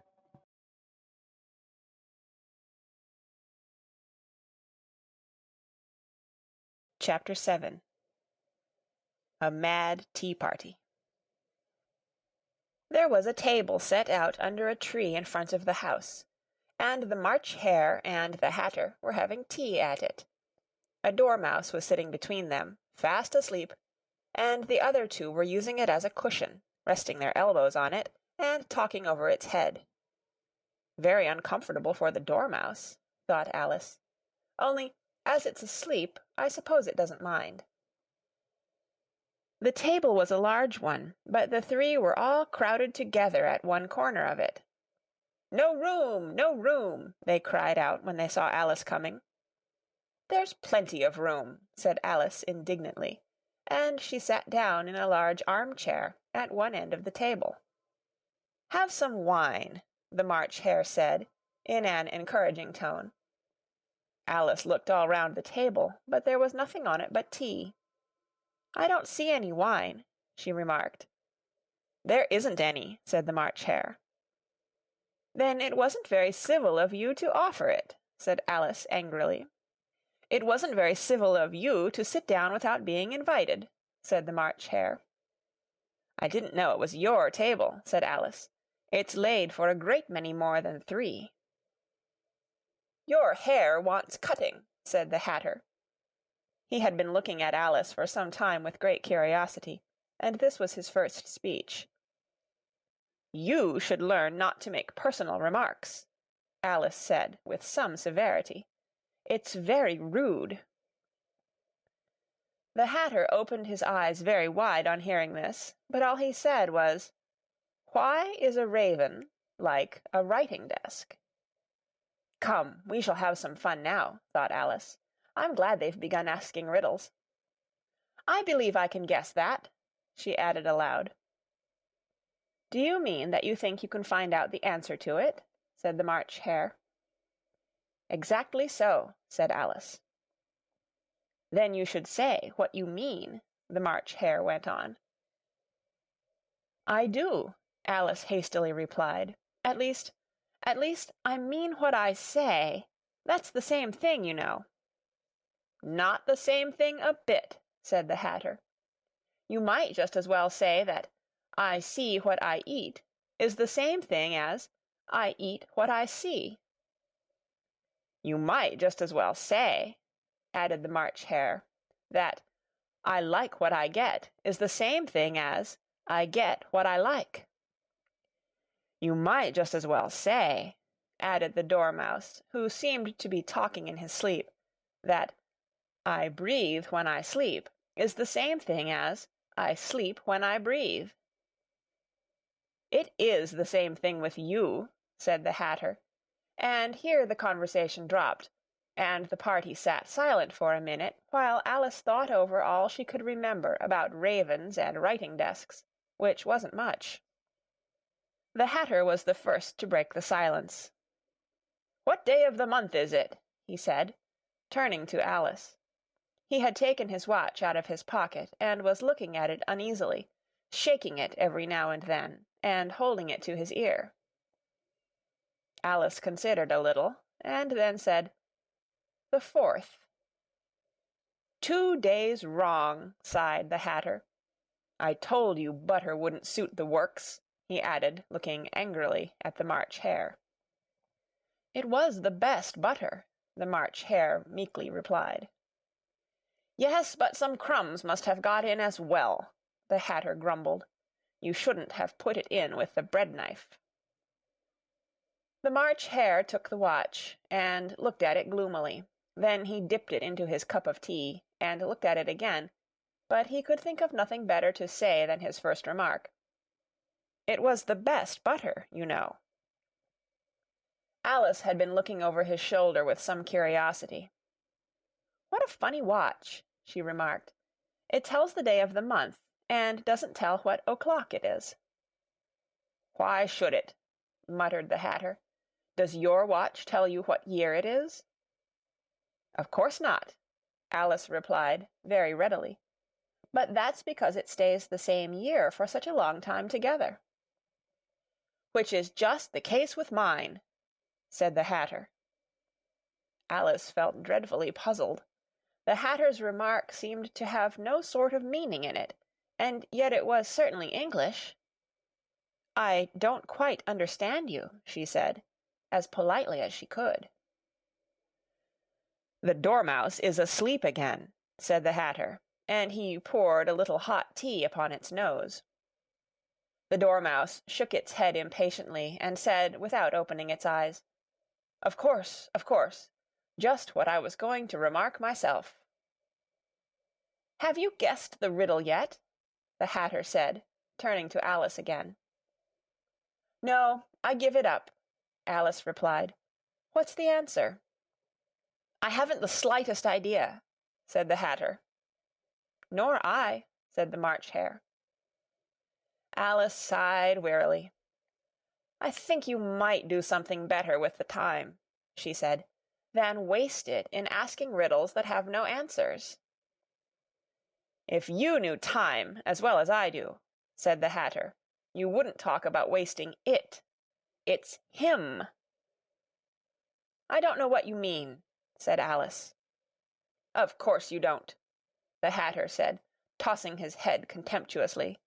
"I dare say you never even spoke to time." "Perhaps not," Alice cautiously replied. "But I know I have to beat time when I learn music."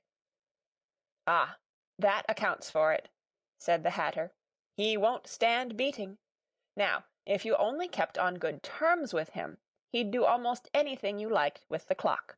For instance, suppose it were 9 o'clock in the morning, just time to begin lessons. You'd only have to whisper a hint to time, and round goes the clock in a twinkling.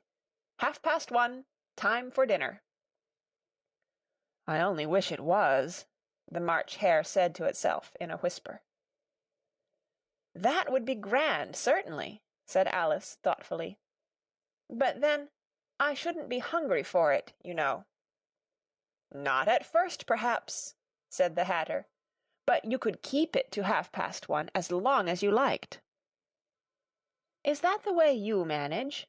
Alice asked. The Hatter shook his head mournfully. "Not I," he replied. "We quarrelled last March, just before he went mad, you know," pointing with his teaspoon at the March Hare. "It was at the great concert given by the Queen of Hearts, and I had to sing, 'Twinkle, twinkle, little bat, how I wonder what you're at.' You know the song, perhaps?" "I've heard something like it," said Alice. "It goes on, you know," the Hatter continued, "in this way. Up above the world you fly, like a tea-tray in the sky. Twinkle, twinkle." Here the Dormouse shook itself, and began singing in its sleep, "Twinkle, twinkle, twinkle, twinkle," and went on so long that they had to pinch it to make it stop. "Well, I'd hardly finished the first verse," said the Hatter, "when the Queen jumped up and bawled out, 'He's murdering the time! Off with his head!'" "How dreadfully savage!" exclaimed Alice. "And ever since that," the Hatter went on in a mournful tone, "he won't do a thing I ask. It's always 6 o'clock now." A bright idea came into Alice's head. "Is that the reason so many tea things are put out here?" she asked. "Yes, that's it," said the Hatter with a sigh. "It's always tea time, and we've no time to wash the things between whiles." "Then you keep moving round, I suppose?" said Alice. "Exactly so," said the Hatter, "as the things get used up." "But what happens when you come to the beginning again?" Alice ventured to ask. "Suppose we change the subject," the March Hare interrupted, yawning. "I'm getting tired of this. I vote the young lady tells us a story."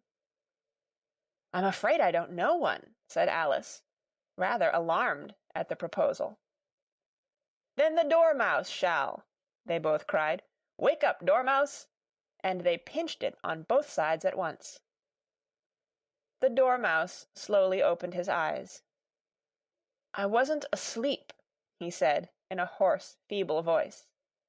"I heard every word you fellows were saying." "Tell us a story," said the March Hare. "Yes, please do," pleaded Alice. "And be quick about it," added the Hatter, "or you'll be asleep again before it's done." "Once upon a time there were 3 little sisters," the Dormouse began in a great hurry. "And their names were Elsie, Lacie, and Tilly, and they lived at the bottom of a well." "What did they live on?" said Alice, who always took a great interest in questions of eating and drinking. "They lived on treacle," said the Dormouse, after thinking a minute or two. "They couldn't have done that, you know," Alice gently remarked. "They'd have been ill." "So they were," said the Dormouse. "Very ill." Alice tried to fancy to herself what such an extraordinary way of living would be like, but it puzzled her too much, so she went on. "But why did they live at the bottom of a well?" "Take some more tea," the March Hare said to Alice very earnestly. "I've had nothing yet," Alice replied in an offended tone, "so I can't take more." "You mean you can't take less," said the Hatter. "It's very easy to take more than nothing." "Nobody asked your opinion," said Alice. "Who's making personal remarks now?" the Hatter asked triumphantly. Alice did not quite know what to say to this, so she helped herself to some tea and bread and butter, and then turned to the Dormouse and repeated her question. Why did they live at the bottom of a well? The Dormouse again took a minute or two to think about it, and then said, "It was a treacle well." "There's no such thing," Alice was beginning, very angrily, but the Hatter and the March Hare went, "Sh! Sh!" and the Dormouse sulkily remarked, "If you can't be civil, you'd better finish the story for yourself." "No, please go on," Alice said very humbly. "I won't interrupt again.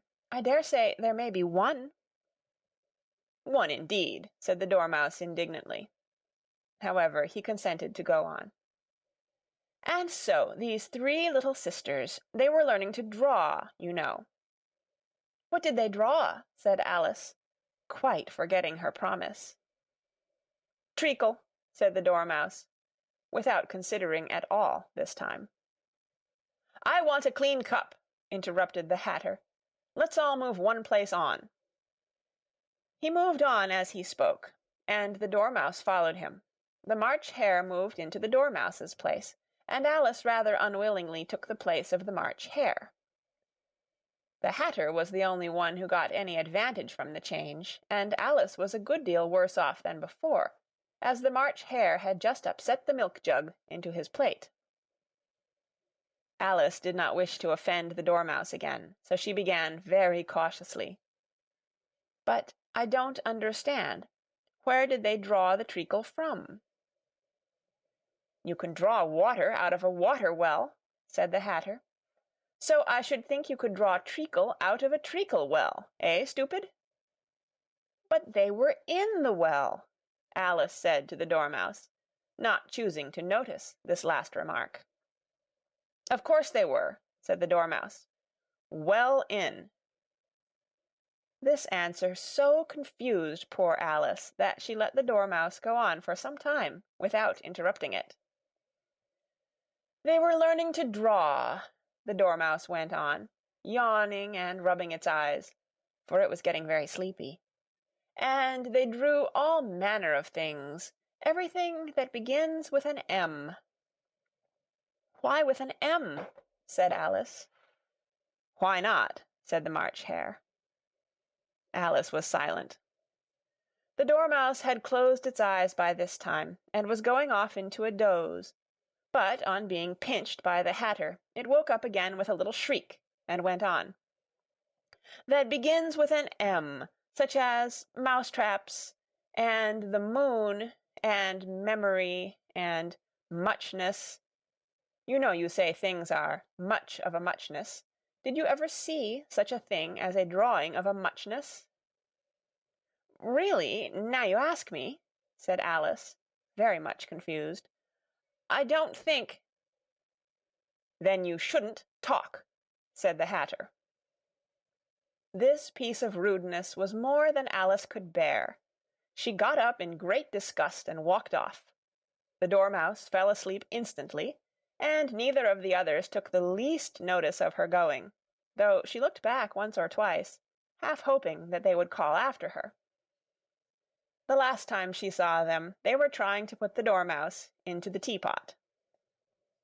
"At any rate, I'll never go there again," said Alice, as she picked her way through the wood. "It's the stupidest tea-party I ever was at in all my life." Just as she said this, she noticed that one of the trees had a door leading right into it. "That's very curious," she thought, "but everything's curious today. I think I may as well go in at once." And in she went. Once more she found herself in the long hall, and close to the little glass table. "Now I'll manage better this time," she said to herself, and began by taking the little golden key and unlocking the door that led into the garden. Then she went to work nibbling at the mushroom, she had kept a piece of it in her pocket, till she was about a foot high. Then she walked down the little passage, and then she found herself at last in the beautiful garden, among the bright flower-beds and the cool fountains.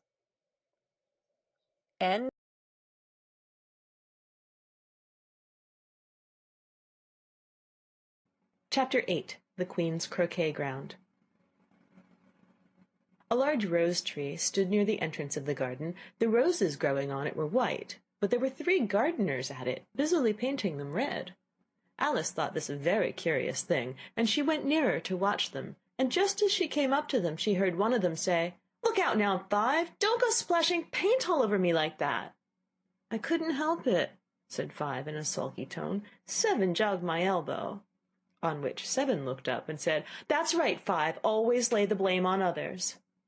"You'd better not talk," said Five. "I heard the Queen say only yesterday you deserve to be beheaded."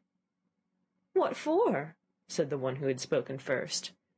"That's none of your business, too," said Seven. "Yes, it is his business," said Five, "and I'll tell him. It was for bringing the cook tulip roots instead of onions." Seven flung down his brush, and had just begun, "Well, of all the unjust things," when his eye chanced to fall upon Alice as she stood watching them, and he checked himself suddenly. The others looked round also, and all of them bowed low. "Would you tell me," said Alice, a little timidly, "why are you painting those roses?" Five and Seven said nothing, but looked at Two. Two began in a low voice, "Why, the fact is, you see, miss, this here ought to have been a red rose tree, and we put a white one in by mistake, and if the Queen was to find out, we should all have our heads cut off, you know. So you see, miss, we're doing our best afore she comes to—" At this moment Five, who'd been anxiously looking across the garden, called out, "The Queen! The Queen!"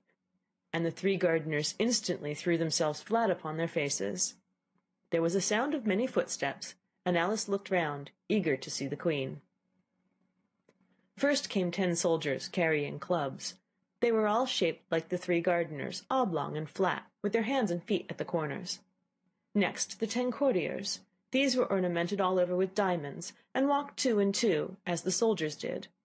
After these came the royal children. There were 10 of them, and the little dears came jumping merrily along hand in hand in couples. They were all ornamented with hearts. Next came the guests, mostly kings and queens, and among them Alice recognized the White Rabbit. It was talking in a hurried, nervous manner, smiling at everything that was said, and went by without noticing her. Then followed the Knave of Hearts, carrying the king's crown on a crimson velvet cushion, and last of all this grand procession came the King and Queen of Hearts. Alice was rather doubtful whether she ought not lie down on her face like the 3 gardeners, but she could not remember ever having heard of such a rule at processions. And besides, what would be the use of a procession, thought she, if people all had to lie down upon their faces so they couldn't see it? so she stood still where she was and waited. When the procession came opposite to Alice, they all stopped and looked at her, and the Queen said severely, "Who is this?" She said it to the Knave of Hearts, who only bowed and smiled in reply. "Idiot," said the Queen, tossing her head impatiently, and turning to Alice, she went on, "What's your name, child?" "My name is Alice, so please your Majesty," said Alice very politely, but she added to herself, "Why, they're only a pack of cards after all. I needn't be afraid of them." "And who are these?" said the Queen, pointing to the 3 gardeners who were lying round the rose-tree, for, you see, as they were all lying on their faces, and the pattern on their backs was the same as the rest of the pack, she could not tell whether they were her gardeners, or soldiers, or courtiers, or 3 of her own children. "How should I know?" said Alice, surprised at her own courage. "It's no business of mine." The Queen turned crimson with fury, and after glaring at her for a moment like a wild beast, screamed, "Off with her head! Off—" "Nonsense!" said Alice, very loudly and decidedly, and the Queen was silent. The King laid his hand upon her arm, and timidly said, "Consider, my dear, she is only a child."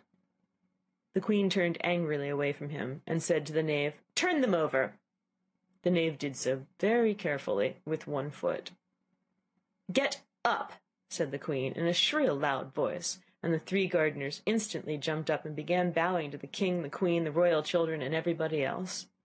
"Leave off that!" screamed the Queen. "You make me giddy." And then, turning to the rose-tree, she went on, "What have you been doing here?" "May it please your Majesty," said 2 in a very humble tone, going down on one knee as he spoke. "We were trying—" "I see," said the Queen, who had meanwhile been examining the roses. "Off with their heads!"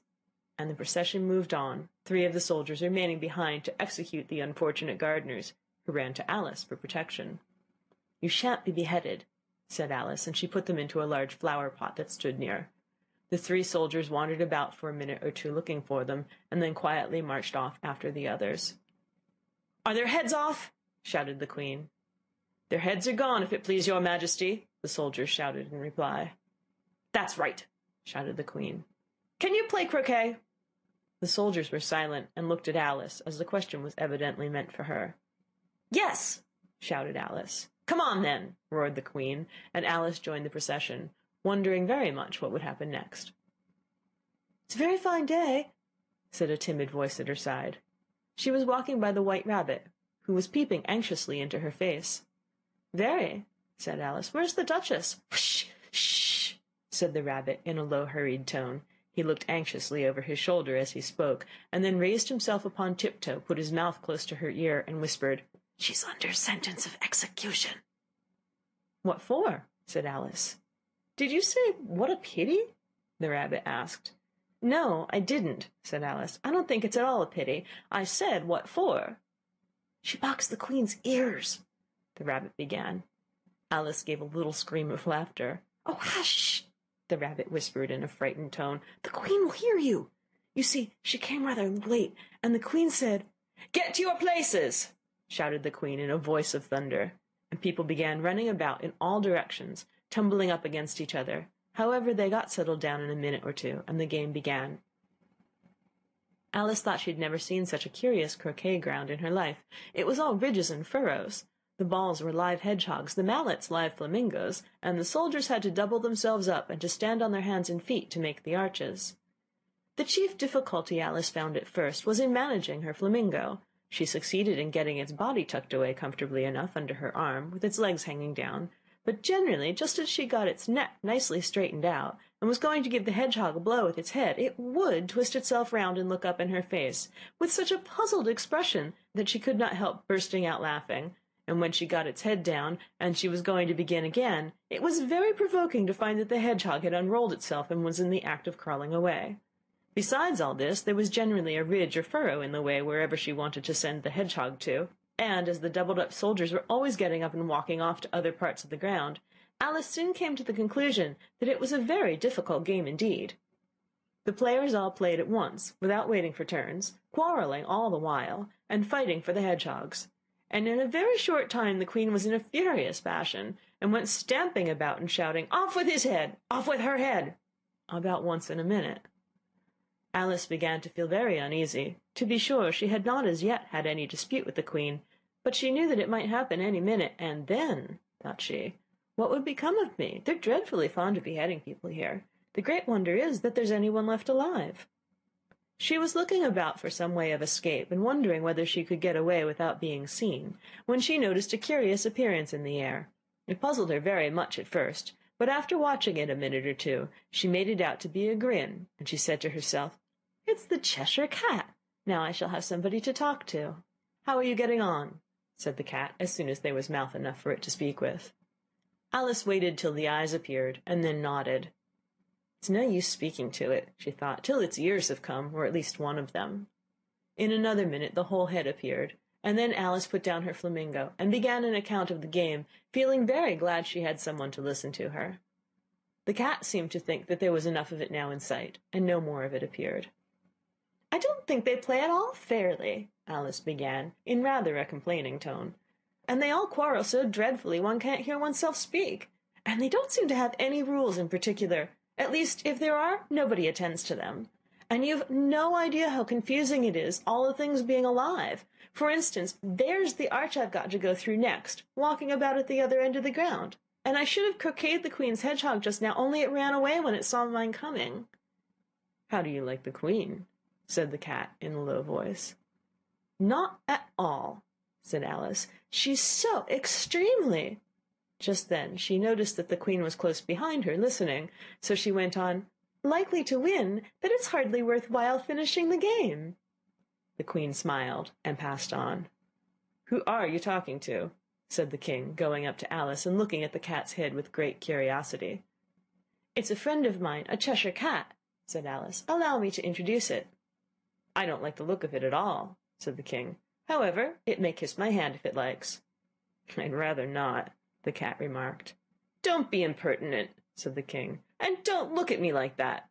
He got behind Alice as he spoke. "A cat may look at a king," said Alice. "I've read that in some book, but I don't remember where." "Well, it must be removed," said the King very decidedly, and he called the Queen, who was passing at the moment. "My dear, I wish you would have this cat removed." The Queen had only one way of settling all difficulties, great or small. "Off with his head," she said, without even looking round. "I'll fetch the executioner myself," said the King eagerly, and he hurried off. Alice thought she might as well go back and see how the game was going on, as she heard the Queen's voice in the distance screaming with passion. She'd already heard her sentence 3 of the players to be executed for having missed their turns, and she did not like the look of things at all, as the game was in such confusion that she never knew whether it was her turn or not. So she went in search of her hedgehog. The hedgehog was engaged in a fight with another hedgehog, which seemed to Alice an excellent opportunity for croqueting one of them with the other. The only difficulty was that her flamingo was gone across to the other side of the garden, where Alice could see it trying in a helpless sort of way to fly up into a tree. By the time she had caught the flamingo and brought it back, the fight was over, and both the hedgehogs were out of sight. "But it doesn't matter much," thought Alice, "as all the arches are gone from this side of the ground." So she tucked it away under her arm, that it might not escape again, and went back for a little more conversation with her friend.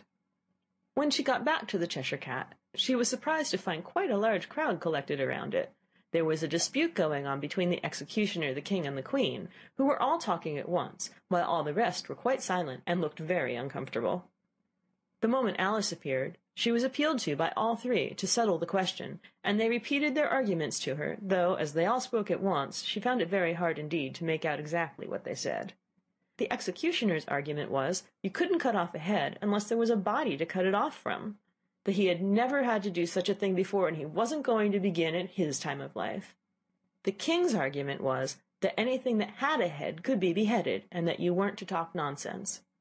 The Queen's argument was that if something wasn't done about it in less than no time, she'd had everybody executed all around. It was this last remark that had made the whole party look so grave and anxious. Alice could think of nothing else to say, but, "It belongs to the Duchess. You'd better ask her about it." "She's in prison," the Queen said to the executioner. "Fetch her here." And the executioner went off like an arrow. The cat's head began fading away the moment he was gone, and by the time he had come back with the Duchess, it had entirely disappeared, so the King and the executioner ran wildly up and down looking for it, while the rest of the party went back to the game.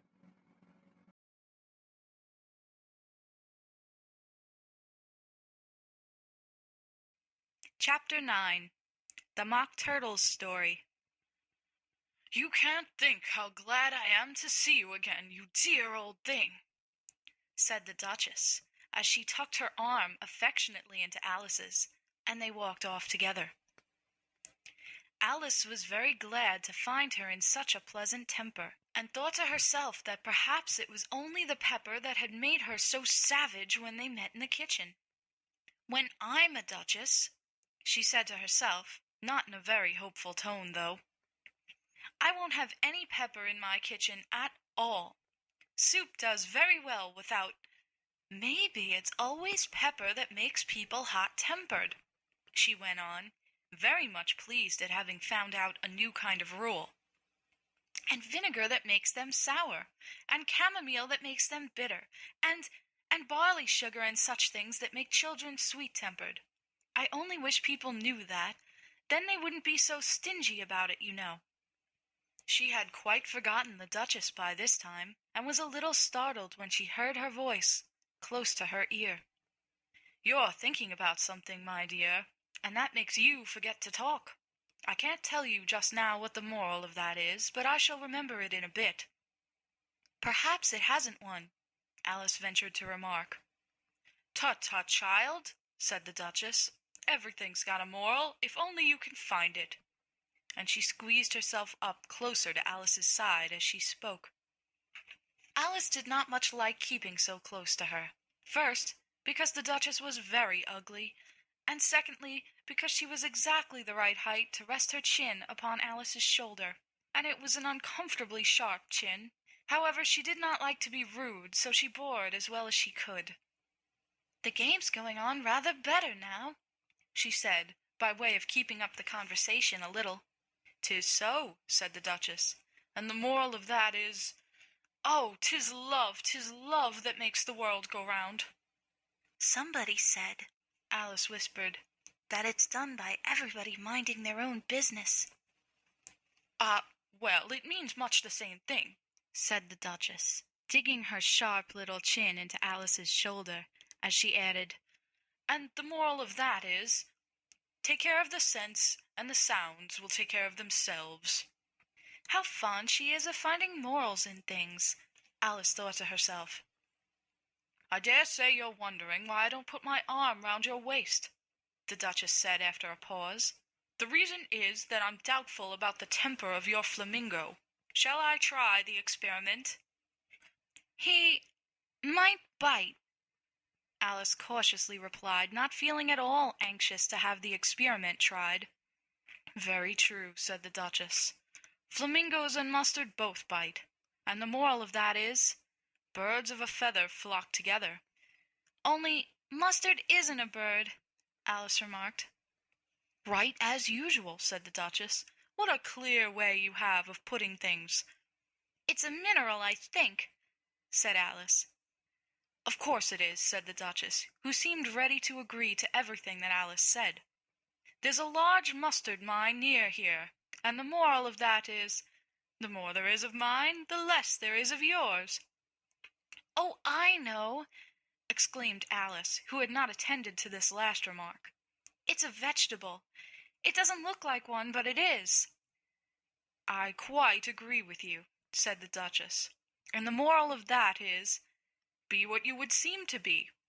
Or, if you'd like it put more simply, never imagine yourself not to be otherwise than what it might appear to others that what you were or might have been was not otherwise than what you had been would have appeared to them to be otherwise."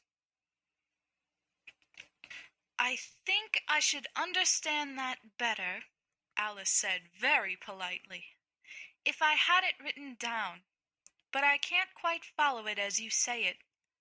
"That's nothing to what I could say if I chose," the Duchess replied, in a pleased tone. "Pray, don't trouble yourself to say it any longer than that," said Alice. "Oh, don't talk about trouble," said the Duchess. "I make you a present of everything I've said as yet." "A cheap sort of present," thought Alice. "I'm glad they don't give birthday presents like that."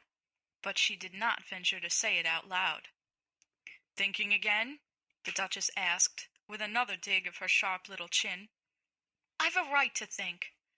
said Alice sharply, for she was beginning to feel a little worried. "Just about as much right," said the Duchess, "as pigs have to fly. And the moral—" But here, to Alice's great surprise, the Duchess's voice died away, even in the middle of her favorite word, moral, and the arm that was linked into hers began to tremble.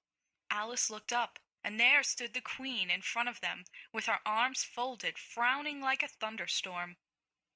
"A fine day, Your Majesty," the Duchess began in a low, weak voice. "Now I give you fair warning," shouted the Queen, stamping on the ground as she spoke. "Either you or your head must be off, and that in about half no time. Take your choice." The Duchess took her choice and was gone in a moment. "Let's go on with the game," the Queen said to Alice, and Alice was too much frightened to say a word, but slowly followed her back to the croquet ground. The other guests had taken advantage of the Queen's absence, and were resting in the shade. However, the moment they saw her, they hurried back to the game, the Queen merely remarking that a moment's delay would cost them their lives. All the time they were playing, the Queen never left off quarreling with the other players, and shouting, "Off with his head!" or "Off with her head!" Those whom she sentenced were taken into custody by the soldiers, who, of course, had to leave off being archers to do this, so that by the end of half an hour or so there were no archers left, and all the players except the King, the Queen, and Alice were in custody and under sentence of execution. Then the Queen left off, quite out of breath, and said to Alice, "Have you seen the mock turtle yet?" "No," said Alice. "I don't even know what a mock turtle is."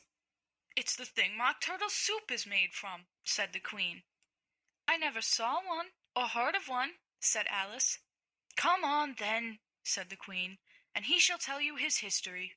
As they walked off together, Alice heard the King say in a low voice to the company generally, "You are all pardoned." "Come, that's a good thing," she said to herself, for she had felt quite unhappy at the number of executions the Queen had ordered. They very soon came upon a griffin, lying fast asleep in the sun. If you don't know what a griffin is, look at the picture. "Up, lazy thing," said the Queen, "and take this young lady to see the mock turtle, and to hear his history. I must go back and see after some executions I have ordered." And she walked off, leaving Alice alone with the griffin. Alice did not quite like the look of the creature, but on the whole she thought it would be quite as safe to stay with it as to go after that savage Queen. So she waited. The griffin sat up and rubbed its eyes. Then it watched the Queen till she was out of sight. Then it chuckled. "What fun," said the griffin, half to itself, half to Alice. "What is the fun?" said Alice. "Why, she," said the griffin. "It's all her fancy, that. They never executes nobody, you know. Come on." "Everybody says come on here," thought Alice, as she went slowly after it. "I never was so ordered about in all my life, never." They had not gone far before they saw the mock turtle in the distance, sitting sad and lonely on a little ledge of rock. And as they came nearer, Alice could hear him sighing as if his heart would break. She pitied him deeply. "What is his sorrow?" she asked the griffin, and the griffin answered, very nearly in the same words as before. "It's all his fancy, that. He hasn't got no sorrow, you know. Come on." So they went up to the mock turtle, who looked at them with large eyes full of tears, but said nothing. "This here young lady," said the griffin, "she wants for to know your history, she do." "I'll tell it her," said the mock turtle in a deep hollow tone. "Sit down, both of you, and don't speak a word till I've finished." So they sat down, and nobody spoke for some minutes. Alice thought to herself, "I don't see how he can even finish if he doesn't begin." But she waited patiently. "Once," said the mock turtle at last, with a deep sigh, "I was a real turtle." These words were followed by a very long silence, broken only by an occasional exclamation of "Hm!" from the griffin, and the constant heavy sobbing of the mock turtle. Alice was very nearly getting up and saying, "Thank you, sir, for your interesting story." But she could not help thinking there must be more to come, so she sat still and said nothing. When we were little, the Mock Turtle went on at last, more calmly, though still sobbing a little now and then, we went to school in the sea. The master was an old turtle. We used to call him Tortoise. Why did you call him Tortoise if he wasn't one? Alice asked. We called him Tortoise because he taught us, said the Mock Turtle angrily. Really, you are very dull. You ought to be ashamed of yourself for asking such a simple question, added the Gryphon, and then they both sat silent and looked at poor Alice, who felt ready to sink into the earth. At last the Gryphon said to the Mock Turtle, Drive on, old fellow, don't be all day about it. And he went on in these words, Yes, we went to school in the sea, though you mayn't believe it. I never said I didn't, interrupted Alice. You did, said the Mock Turtle. Hold your tongue, added the Gryphon, before Alice could speak again. The Mock Turtle went on. We had the best of educations. In fact, we went to school every day. I've been to a day school, too, said Alice. You needn't be so proud as all that. With extras? Asked the Mock Turtle, a little anxiously. Yes, said Alice. We learned French and music. And washing? Said the Mock Turtle. Certainly not, said Alice indignantly. Ah, then yours wasn't a really good school, said the Mock Turtle in a tone of great relief. Now at ours, they had at the end of the bill French, music, and washing. Extra. You couldn't have wanted it much, said Alice, living at the bottom of the sea. I couldn't afford to learn it, said the Mock Turtle with a sigh. I only took the regular course. What was that? Inquired Alice. Reeling and writhing, of course, to begin with, the Mock Turtle replied. And then the different branches of arithmetic. Ambition, distraction, uglification, and derision. I never heard of uglification, Alice ventured to say. What is it? The Gryphon lifted up both its paws in surprise. What? Never heard of uglifying? It exclaimed. You know what to beautify is, I suppose. Yes, said Alice doubtfully. It means to make anything prettier. Well then, the Gryphon went on, if you don't know what to uglify is, you are a simpleton. Alice did not feel encouraged to ask any more questions about it, so she turned to the Mock Turtle and said, What else had you to learn? Well, there was mystery, the Mock Turtle replied, counting off the subjects on his flappers. Mystery, ancient and modern, with seaography. Then drawling. The drawling master was an old conger eel that used to come once a week. He taught us drawling, stretching, and fainting in coils. What was that like? Said Alice. Well, I can't show it you myself, the Mock Turtle said. I'm too stiff, and the Gryphon never learnt it. Hadn't time, said the Gryphon. I went to the classics master, though. He was an old crab, he was. I never went to him, the Mock Turtle said with a sigh. He taught laughing and grief, they used to say. So he did, said the Gryphon, sighing in his turn, and both creatures hid their faces in their paws. And how many hours a day did you do lessons? Said Alice in a hurry to change the subject. 10 hours the first day, said the Mock Turtle, 9 the next, and so on. What a curious plan, exclaimed Alice. That's the reason they are called lessons, the Gryphon remarked, because they lesson from day to day. This was quite a new idea to Alice, and she thought it over a little before she made her next remark. Then, the 11th day must have been a holiday. Of course it was, said the Mock Turtle. And how did you manage on the 12th? Alice went on eagerly. That's enough about lessons, the Gryphon interrupted in a very decided tone. Tell her something about the games now. End of Chapter 9.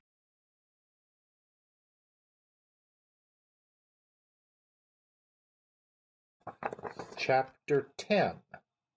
The Lobster Quadrille. The Mock Turtle sighed deeply and drew the back of one flapper across his eyes. He looked at Alice and tried to speak, but for a minute or two sobs choked his voice. "Same as if he had a bone in his throat," said the Gryphon, and it set to work shaking him and punching him in the back. At last the Mock Turtle recovered his voice, and, with tears running down his cheeks, he went on again. "You may not have lived much under the sea." "I haven't," said Alice.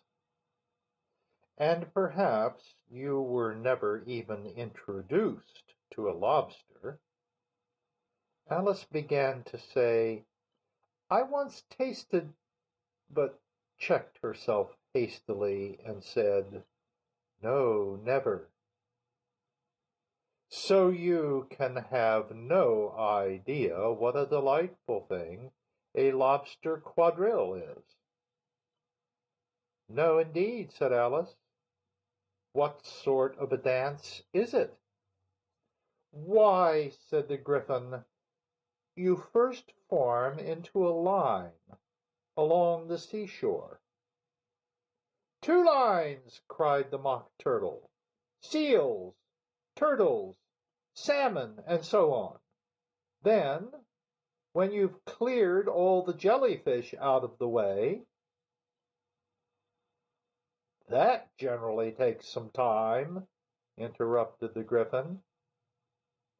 "You advance twice, each with a lobster as a partner," cried the Gryphon.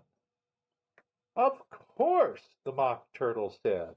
"Advance twice, set to partners. Change lobsters and retire in the same order," continued the Gryphon. "Then, you know," the Mock Turtle went on, "you throw the—" "The lobsters!" shouted the Gryphon, with a bound into the air. "As far out to sea as you can." "Swim after them!" screamed the Gryphon. "Turn a somersault in the sea!" cried the Mock Turtle, capering wildly about. "Change lobsters again!" yelled the Gryphon at the top of his voice. "Back to land again! And that's all the first figure," said the Mock Turtle, suddenly dropping his voice, and the two creatures, who had been jumping about like mad things all this time, sat down again very sadly and quietly, and looked at Alice. "It must be a very pretty dance," said Alice timidly. "Would you like to see a little of it?" said the Mock Turtle. "Very much indeed," said Alice. "Come, let's try the first figure," said the Mock Turtle to the Gryphon. "We can do without lobsters, you know. Which shall sing?"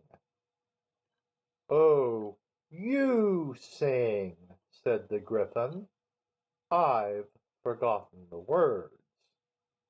So they began solemnly dancing around and round Alice, every now and then treading on her toes when they passed too close, and waving their forepaws to mark the time, while the Mock Turtle sang this, very slowly and sadly. "Will you walk a little faster?" said a whiting to a snail. "There's a porpoise close behind us, and he's treading on my tail. See how eagerly the lobsters and the turtles all advance. They are waiting on the shingle. Will you come and join the dance? Will you, won't you, will you, won't you, will you join the dance? Will you, won't you, will you, won't you join the dance? You can really have no notion how delightful it will be when they take us up and throw us with the lobsters out to sea. But the snail replied, too far, and gave a look askance. Said he thanked the whiting kindly, but he would not join the dance. Would not, could not, would not, could not, would not join the dance. Would not, could not, would not, could not join the dance. What matters it how far we go? His scaly friend replied. There is another shore, you know, upon the other side. The further off from England, the nearer is to France. Then turn not pale, beloved snail, but come and join the dance. Will you, won't you, will you, won't you, will you join the dance? Will you, won't you, will you, won't you join the dance? Thank you. It's a very interesting dance to watch, said Alice, feeling very glad that it was over at last. And I do so like that curious song about the whiting. Oh, as to the whiting, said the Mock Turtle, you've seen them, of course.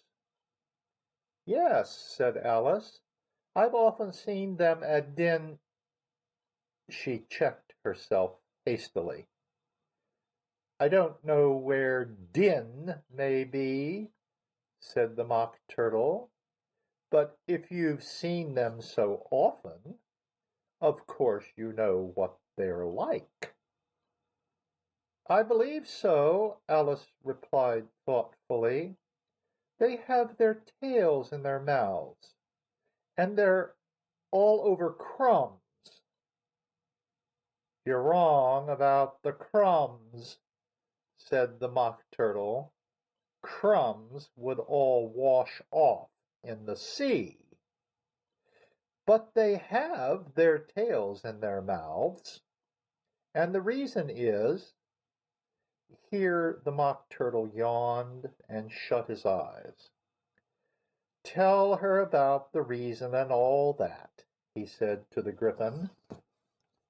The reason is, said the Gryphon, that they would go with the lobsters to the dance. So they got thrown out to sea. So they had to fall a long way. So they got their tails fast in their mouths. So they couldn't get them out again. That's all. Thank you, said Alice. It's very interesting. I never knew so much about a whiting before. I can tell you more than that if you like, said the Gryphon.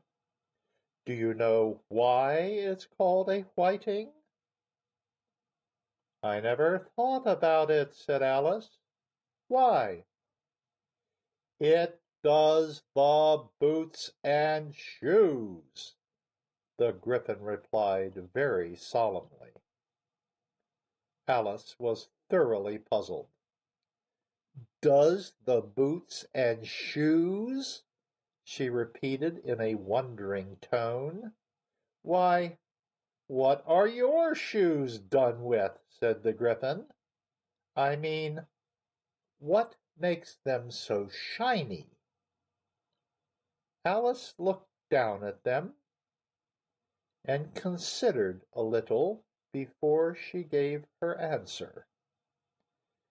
They're done with blacking, I believe.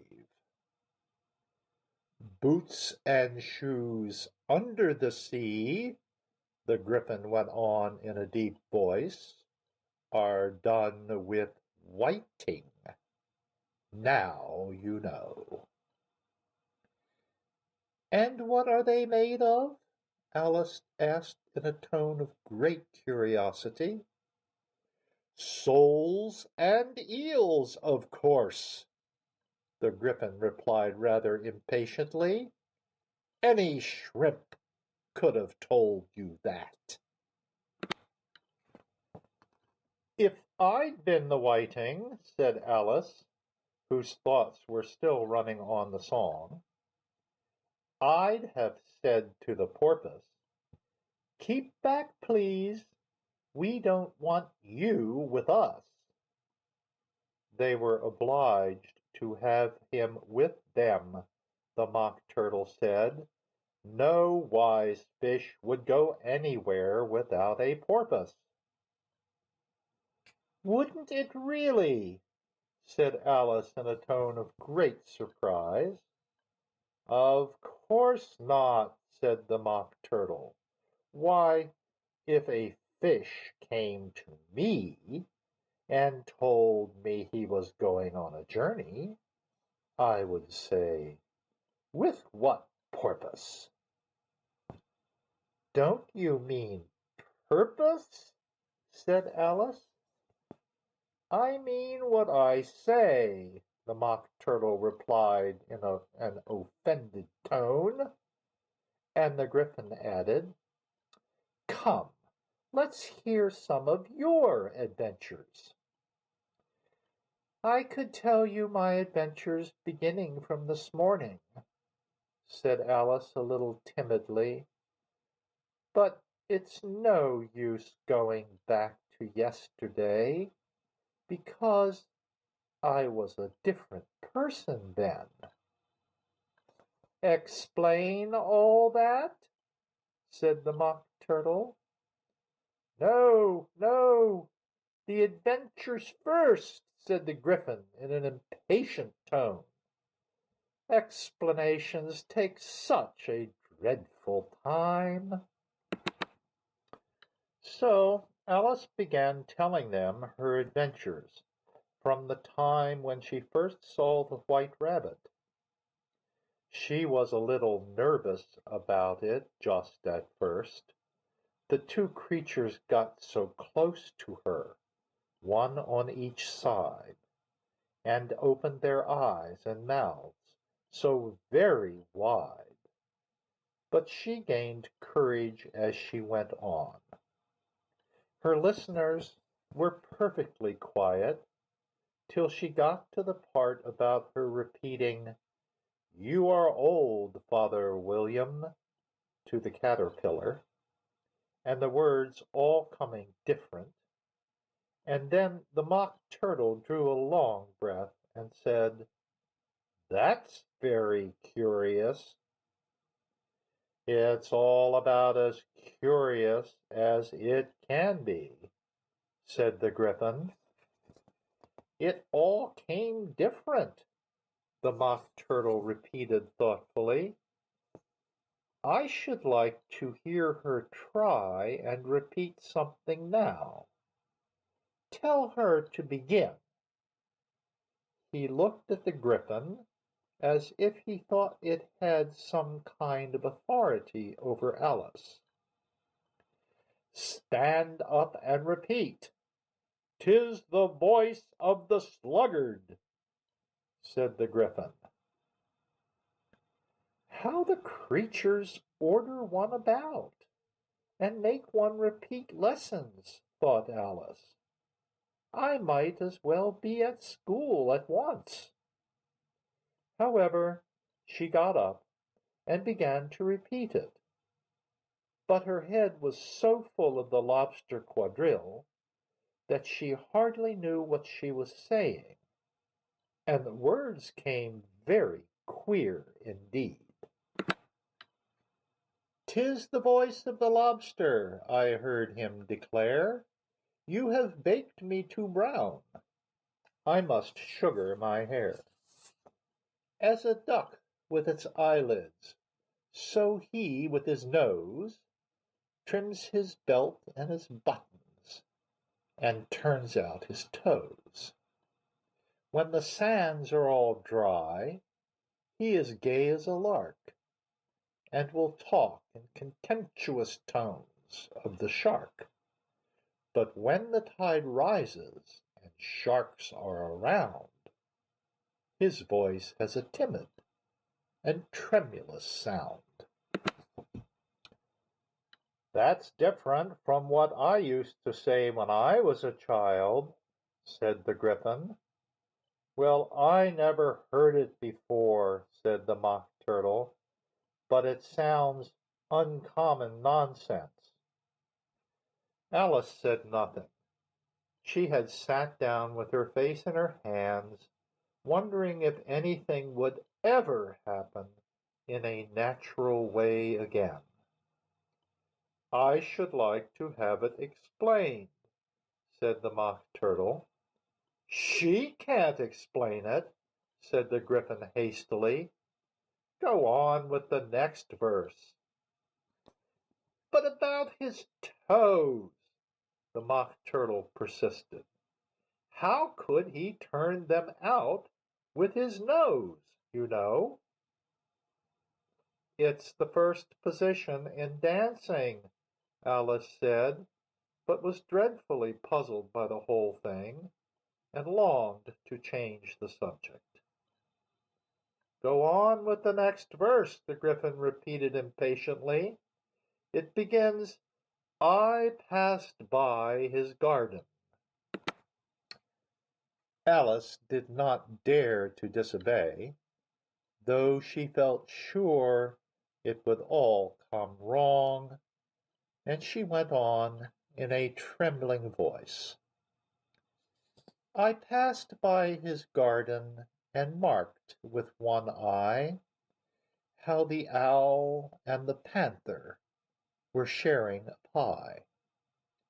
The panther took pie crust and gravy and meat, while the owl had the dish as its share of the treat. When the pie was all finished, the owl, as a boon, was kindly permitted to pocket the spoon, while the panther received knife and fork with a growl, and concluded the banquet. What is the use of repeating all that stuff? The Mock Turtle interrupted, if you don't explain it as you go on. It's by far the most confusing thing I ever heard. Yes, I think you'd better leave off, said the Gryphon, and Alice was only too glad to do so. Shall we try another figure of the lobster quadrille? The Gryphon went on. Or would you like the Mock Turtle to sing you a song? Oh, a song, please, if the Mock Turtle would be so kind, Alice replied, so eagerly that the Gryphon said in a rather offended tone, no accounting for tastes. Sing her turtle soup, will you, old fellow? The Mock Turtle sighed deeply and began, in a voice sometimes choked with sobs, to sing this.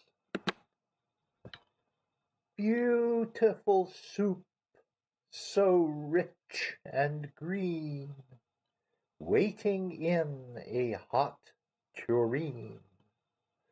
Who for such dainties would not stoop? Soup of the evening, beautiful soup. Soup of the evening, beautiful soup. Beautiful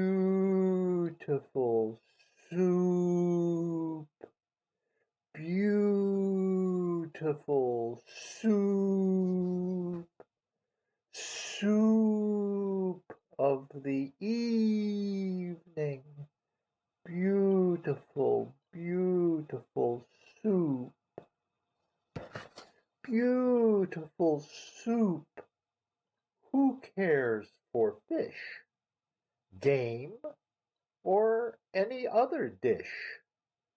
Who would not give all else for 2 pennyworth only of beautiful soup? Pennyworth only of beautiful soup. Beautiful soup. Beautiful soup. Soup of the evening. Beautiful, beautiful soup. Chorus again, cried the Gryphon, and the Mock Turtle had just begun to repeat it, when a cry of "The trial's beginning" was heard in the distance. "Come on," cried the Gryphon, and, taking Alice by the hand, it hurried off, without waiting for the end of the song. "What trial is it?" Alice panted as she ran. But the Gryphon only answered, "Come on," and ran the faster, while more and more faintly came, carried on the breeze that followed them, the melancholy words, "Soup of the evening, beautiful, beautiful soup."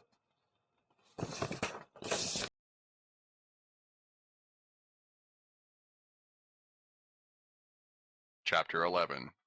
The King and Queen of Hearts were seated on their throne when they arrived, with a great crowd assembled about them, all sorts of little birds and beasts, as well as a whole pack of cards. The knave was standing before them in chains, with a soldier on each side to guard him, and near the king was the white rabbit, with a trumpet in one hand and a scroll of parchment in the other. In the very middle of the court was a table, with a large dish of tarts upon it. They looked so good that it made Alice quite hungry to look at them. "I wish they'd get the trial done," she thought, "and hand round the refreshments." But there seemed to be no chance of this, so she began looking at everything about her to pass away the time. Alice had never been in a court of justice before, but she had read about them in books, and she was quite pleased to find that she knew the name of nearly everything there. "That's the judge," she said to herself, "because of his great wig." The judge, by the way, was the king, and as he wore his crown over the wig, he did not look at all comfortable, and it was certainly not becoming.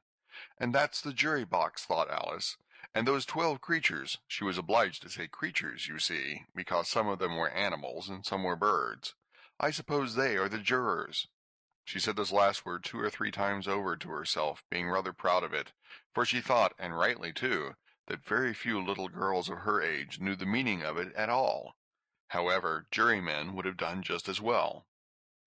The 12 jurors were all writing very busily on slates. "What are they doing?" Alice whispered to the Gryphon. "They can't have anything to put down yet, before the trial's begun." "They're putting down their names," the Gryphon whispered in reply, "for fear that they should forget them before the end of the trial." "Stupid things!" Alice began in a loud, indignant voice, but she stopped hastily, for the white rabbit cried out, "Silence in the court!" and the king put on his spectacles and looked anxiously round to make out who was talking. Alice could see, as well as if she were looking over their shoulders, that all the jurors were writing down "stupid things" on their slates, and she could even make out that one of them didn't know how to spell stupid, and that he had to ask his neighbor to tell him. "A nice muddle their slates'll be in before the trial's over," thought Alice. One of the jurors had a pencil that squeaked. This, of course, Alice could not stand, and she went round the court and got behind him, and very soon found an opportunity of taking it away. She did it so quickly that the poor little juror, it was Bill the lizard, could not make out at all what had become of it, so, after hunting all about for it, He was obliged to write with one finger for the rest of the day, and this was of very little use, as it left no mark on the slate. "Harold, read the accusation," said the king. On this the White Rabbit blew 3 blasts on the trumpet, and then unrolled the parchment scroll and read as follows. "The Queen of Hearts, she made some tarts, all on a summer day. The Knave of Hearts, he stole those tarts, and took them quite away." "Consider your verdict," the king said to the jury.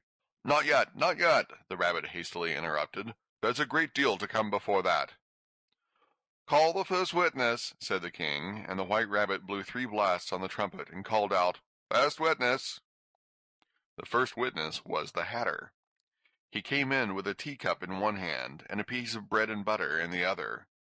"I beg pardon, your majesty," he began, "for bringing these in, but I hadn't quite finished my tea when I was sent for." "You ought to have finished," said the king. "When did you begin?" The Hatter looked at the March Hare, who had followed him into the court, arm in arm with the Dormouse.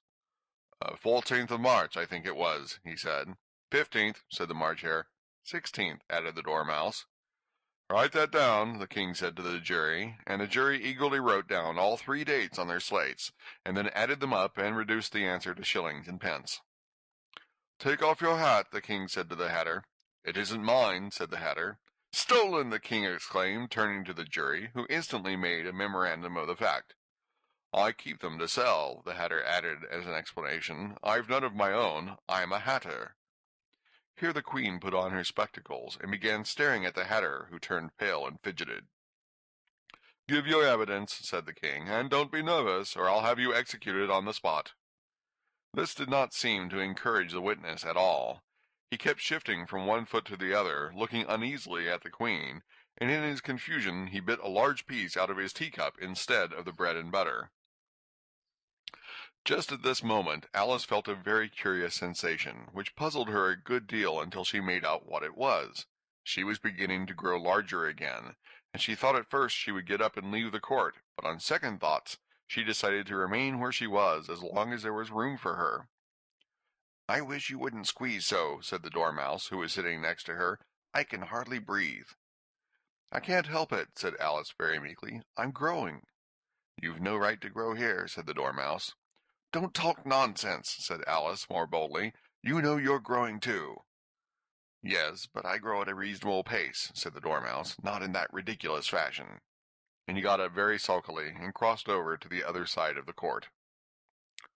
All this time the queen had never left off staring at the Hatter, and just as the Dormouse crossed the court, she said to one of the officers of the court, "Bring me the list of the singers in the last concert," on which the wretched Hatter trembled so that he shook both his shoes off. "Give your evidence," the king repeated angrily, "or I'll have you executed, whether you're nervous or not." "I'm a poor man, your majesty," the Hatter began in a trembling voice, "and I hadn't begun my tea. Not above a week or so. And what with the bread and butter getting so thin, and the twinkling of the tea—" "The twinkling of the what?" said the king. "It begun with the tea," the Hatter replied. "Of course twinkling begins with the tea," said the king sharply. "Do you take me for a dunce? Go on."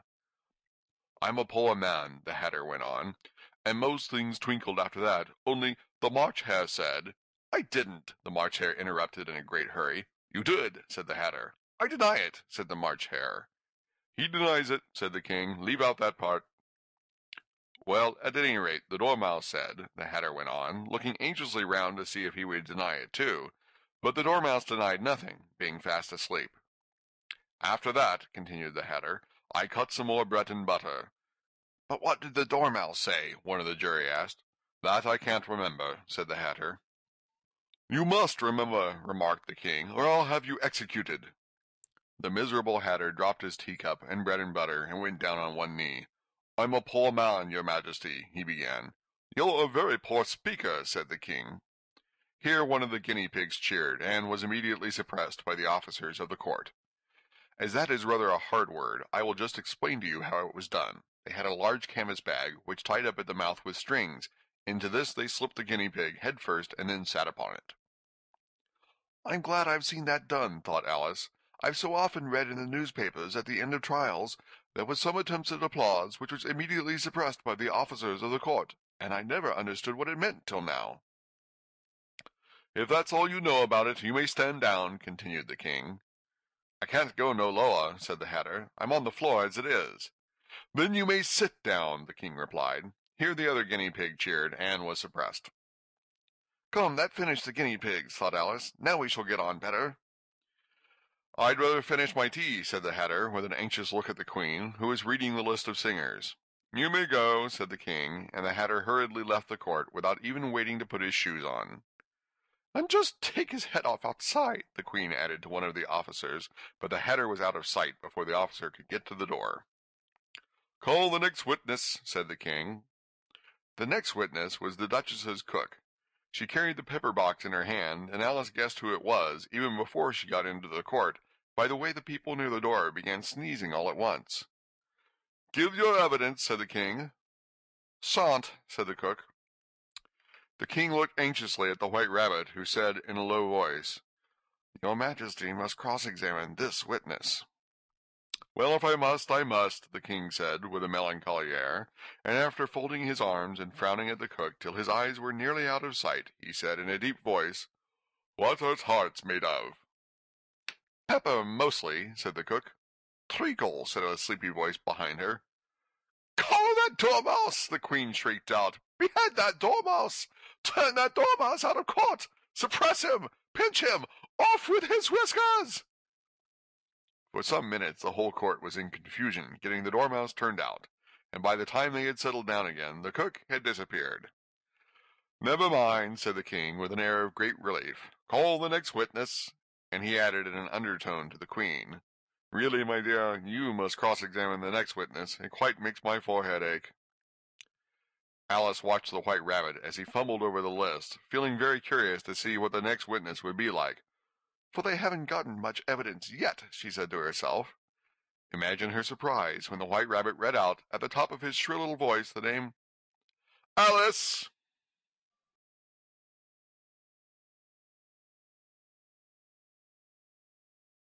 Chapter 12, read by Chris Gorringe. Alice's Evidence. Here! cried Alice, quite forgetting in the flurry of the moment how large she had grown in the last few minutes, and she jumped up in such a hurry that she tipped over the jury box with the edge of her skirt, upsetting all the jurymen onto the heads of the crowd below, and there they lay, sprawling about, reminding her very much of a globe of goldfish she had accidentally upset the week before. "Oh, I beg your pardon," she exclaimed in a tone of great dismay, and began picking them up again as quickly as she could, for the accident of the goldfish kept running in her head, and she had a vague sort of idea that they must be collected at once and put back into the jury box, or they would die. "The trial cannot proceed," said the king in a very grave voice, "until all of the jurymen are back in their proper places. All," he repeated with great emphasis, looking hard at Alice as he said so. Alice looked at the jury box and saw that, in her haste, she had put the lizard in head downwards, and the poor little thing was waving its tail about in a melancholy way, being quite unable to move. She soon got it out again and put it right. "Not that it signifies much," she said to herself. "I should think it would be quite as much use in the trial one way up as the other."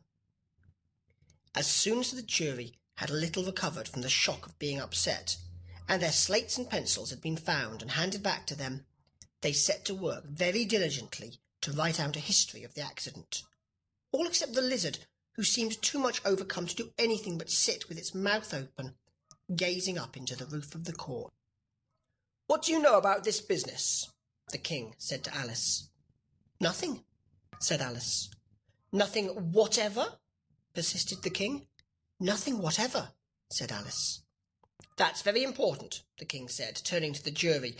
They were just beginning to write this down on their slates, when the White Rabbit interrupted. "Unimportant, your Majesty means, of course," he said in a very respectful tone, but frowning and making faces at him as he spoke.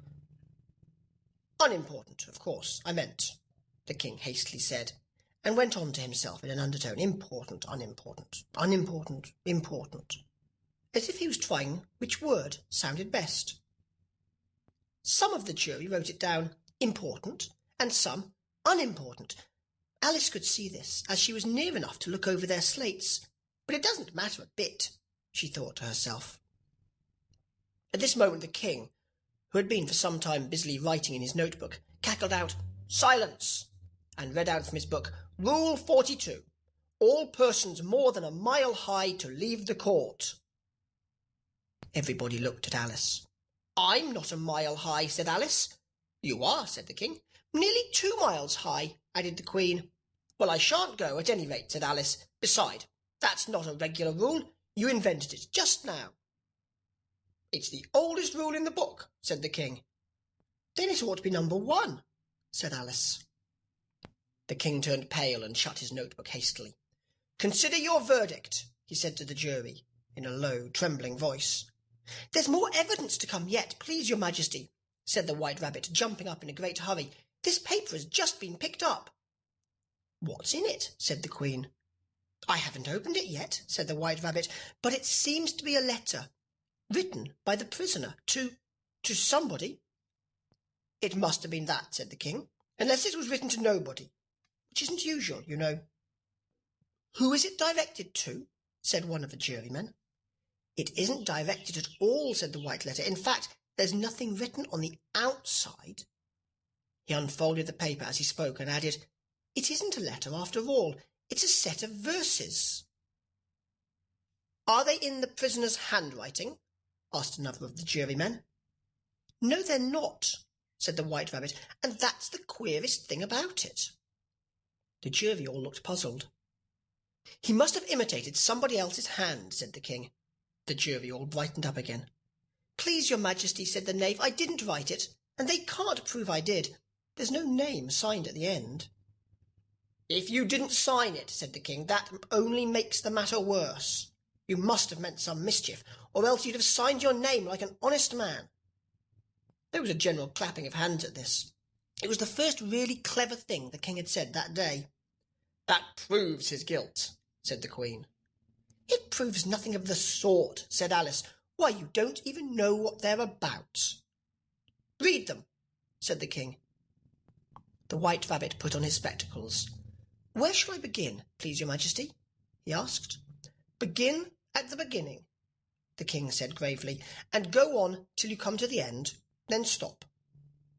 These were the verses the White Rabbit read. "They told me you had been to her, and mentioned me to him. She gave me a good character, but said I could not swim. He sent them word I had not gone. We know it to be true. If she would push the matter on, what would become of you? I gave her 1, they gave him 2, you gave us 3 or more. They all returned from him to you, though they were mine before. If I or she should chance to be involved in this affair, he trusts to you to set them free, exactly as we were. My notion was that you had been, before she had this fit, an obstacle that came between him and ourselves and it. Don't let him know she liked them best, for this must ever be a secret kept from all the rest, between yourself and me." "That's the most important piece of evidence we've heard yet," said the king, rubbing his hands. "And now let the jury, if any one of them can explain it," said Alice. She had grown so large in the last few minutes that she wasn't a bit afraid of interrupting him. "I'll give him 6pence. I don't believe there's an atom of meaning in it." The jury all wrote this down on their slates. She doesn't believe there's an atom of meaning in it. But none of them attempted to explain the paper. "If there's no meaning in it," said the king, "that saves a world of trouble, you know, as we needn't try to find any. And yet I don't know," he went on, spreading out the verses on his knee, and looking at them all with one eye. "I seem to see some meaning in them, after all. Said I could not swim. You can't swim, can you?" he added, turning to the knave. The knave shook his head sadly. "Do I look like it?" he said, which he certainly did not, being made entirely of cardboard. "All right so far," said the king, and he went on muttering over the verses to himself. "We know it to be true," that's the jury, of course. "I gave her 1, they gave him 2. Why, that must be what he did with the tarts, you know." "But it goes on, they all returned from him to you," said Alice. "Why, there they are," said the king triumphantly, pointing to the tarts on the table. "Nothing can be clearer than that. Then again, before she had this fit. You never had fits, my dear, I think, he said to the Queen. Never, said the Queen furiously, throwing an inkstand at the lizard as she spoke. The unfortunate little Bill had left off writing on his slate with one finger, as he found it made no mark, but he now hastily began again, using the ink that was trickling down his face, as long as it lasted. Then the words don't fit you, said the King, looking round the court with a smile.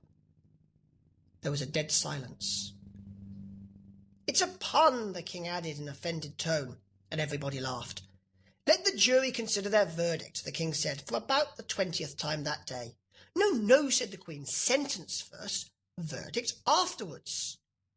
Stuff and nonsense, said Alice loudly. The idea of having the sentence first. Hold your tongue, said the Queen, turning purple. I won't, said Alice. Off with her head, the Queen shouted at the top of her voice. Nobody moved. Who cares for you, said Alice. She had grown to her full size by this time. You're nothing but a pack of cards. At this the whole pack rose up into the air and came flying down upon her. She gave a little scream, half of fright and half of anger, and tried to beat them off, and found herself lying on the bank, with her head in the lap of her sister, who was gently brushing away some dead leaves that had fluttered down from the tree upon her face. Wake up, Alice, dear, said her sister. Why, what a long sleep you've had. Oh, I've had such a curious dream, said Alice. And she told her sister, as well as she could remember them, all these strange adventures of hers that you have just been reading about. And when she had finished, her sister kissed her and said, It was a curious dream, dear, certainly. But now run into your tea. It's getting late. So Alice got up and ran off, thinking while she ran, as well she might, what a wonderful dream it had been. But her sister sat still, just as she left her, leaning her head on her hand, watching the setting sun, and thinking of little Alice, and all her wonderful adventures, till she too began dreaming after a fashion. And this was her dream. First she dreamed of little Alice herself, and once again the tiny hands were clasped upon her knee, and the bright, eager eyes were looking up into hers, and she could hear the very tones of her voice, and see that queer little toss of her head to keep back the wandering hair that would always get into her eyes. And still, as she listened, or seemed to listen, the whole place around her became alive, the strange creatures of her little sister's dream. The long grass rustled at her feet as the white rabbit hurried by. The frightened mouse splashed his way through the neighbouring pool. She could hear the rattle of the teacups as the March Hare and his friends shared their never-ending meal, and the shrill voice of the Queen ordering off her unfortunate guests to execution. Once more the pig baby was sneezing on the Duchess's knee, while plates and dishes crashed around it. Once more the shriek of the griffin, the squealing of the lizard's slate pencil, and the choking of the suppressed guinea pigs filled the air, mixed up with the distant sobs of the miserable mock turtle. So she sat on, with closed eyes, and half believed herself in Wonderland, though she knew she had but to open them again, and all would change to dull reality. The grass would be only rustling in the wind, and the pool rippling to the waving of the reeds. The rattling teacups would change to tinkling sheep bells, and the Queen's shrill cries to the voice of the shepherd boy, and the sneeze of the baby, the shriek of the griffin, and all the other queer noises would change, she knew, to the confused clamour of the busy farmyard, while the lowing of the cattle in the distance would take the place of the mock turtle's heavy sobs. Lastly, she pictured to herself how this same little sister of hers would, in the after-time, be herself a grown woman, and how she would keep, through all her riper years, the simple and loving heart of her childhood, and how she would gather about her other little children, and make their eyes bright and eager with many a strange tale, perhaps even with the dream of Wonderland of long ago, and how she would feel with all their simple sorrows, and find a pleasure in all their simple joys, remembering her own child life, and the happy summer days. This is the end of Alice's Adventures in Wonderland.